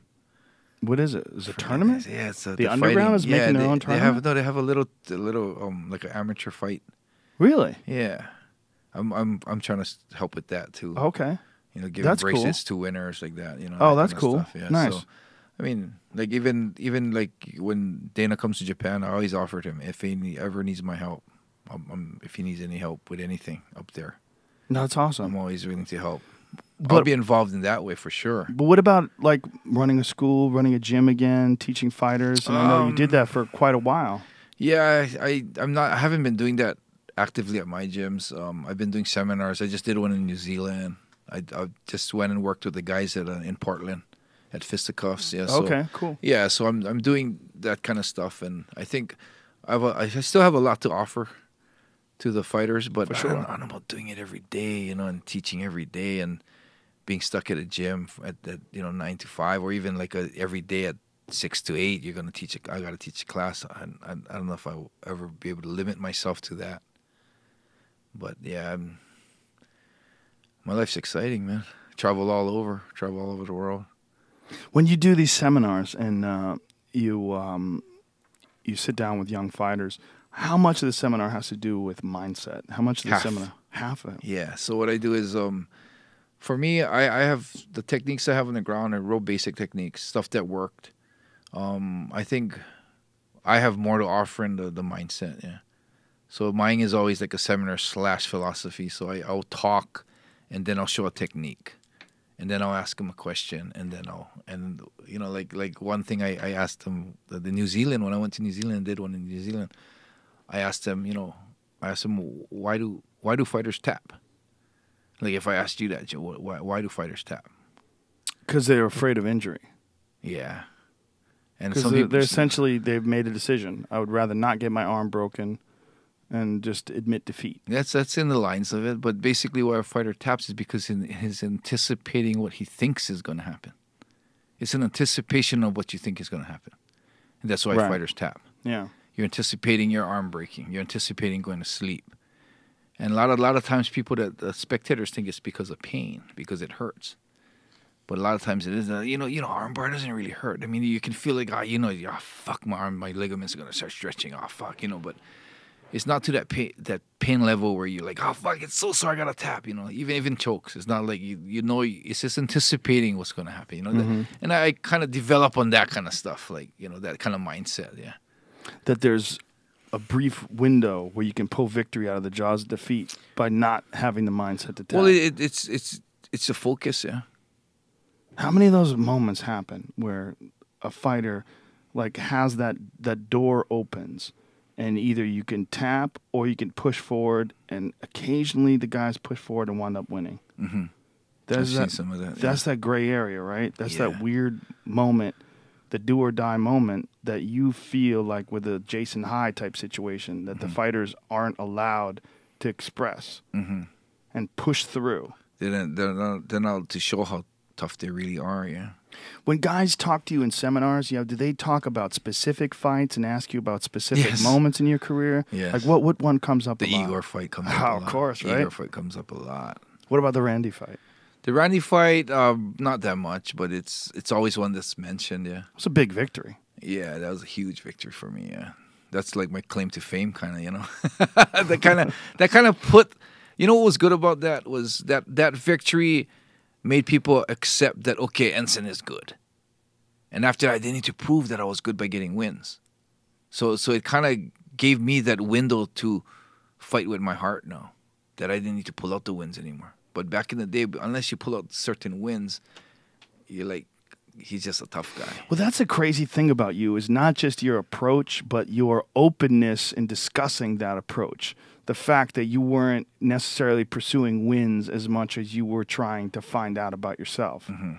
That sounds like, something that someone would write about someone in a movie. You know what I mean? Like you wanted to write about some crazy warrior in a movie. I'm not about victory. I'm about, finding out the answers for myself. Who am I as a man? Mm-hmm. But that is really how you lived. Yeah. And at the time it was stupid, but not now. But it's not. You say at the time it was stupid. I don't necessarily think it was It's definitely not you- stupid. Why didn't you do this? You could have won the fight. But it's a decision that you made, the same way Diego Sanchez makes those decisions in a fight. The difference being is I think Diego is just hardwired that way. You know, I mean, maybe you are too in a sense, but those things and those moments define you in a lot of ways. There's a lot of fighters from that era, but when people talk about guys with a ferocious mindset, you're one of the ones who always comes up. And that's one of the reasons why people want to see you at a seminar, want to talk to you, want to hear you on this podcast. You know, the funny thing about that is that people, like, I had so many fears too. But you're open about that. And like we talked about before, you embrace those fears, you face them head on. And that's one of the fascinating things about you is that you are so willing to discuss it. But honestly, no fake tough guy bullshit. Nothing. No bullshit, man. No bullshit. Yeah, even the book is all real names, man, real incidents, exactly as is, man. And I always live my life thinking that, you know, if I get punished for something that I've done and I did it and it's the right thing and I get punished for it, then let it be because that's what's supposed to happen. So if I get into trouble with stuff that I wrote in the book, I'm not bullshitting. I'm not talking shit about nobody. I'm not bullshitting. I'm not exaggerating. I'm just telling things as it is. And if I'm going to get in trouble for that, then it was meant to be. Where can people get this book, man? Same thing, Destiny Forever. It's on Amazon. Okay, Amazon. And it's Live as a Man, Die as a Man, Become a Man. Yeah, Enson Inoue. You can order it through destinyforever.com. Enson, another fucking awesome podcast. Hey, thank I had a you, great man. time, brother. Thanks We for got to do having this me. again. Anytime you're in town, man, let me know. I'll let you know. I'll be texting you whenever I let you know whenever I'm in town. Anytime, man. I Yeah. enjoyed it. I always do. All right. Thank man. you, brother. All right, man. All right, folks, that's it. We'll be back next week. I'm off for the rest of the week. I'm going to be in Canada this weekend. You can check joerogan.net for the dates. We're going to be in Lloydminster tomorrow night. I'm with Tony Hinchcliffe and Brian Callen. And then we're at the Orpheum in Vancouver on Thursday night, Lloydminster, which is tomorrow night. And then Friday night, the Orpheum in Vancouver. Thanks to Stamps.com. Go to Stamps.com, enter in the code word JRE for your special offer. And thanks to LegalZoom. Use the referral code Rogan at checkout for some savings at LegalZoom. And use that same code for Onnit.com to save 10% off any and all supplements. Lots of crazy podcast guests coming up next week, ladies and gentlemen. I got a lot of shit coming for you. Got Dan Savage is coming up. He will be here on the 16th. Joey Diaz is going to be here on the 18th. Duke Rufus on the 19th. Lots of shit happening, folks. So we'll talk soon. Much love, everybody. Take care.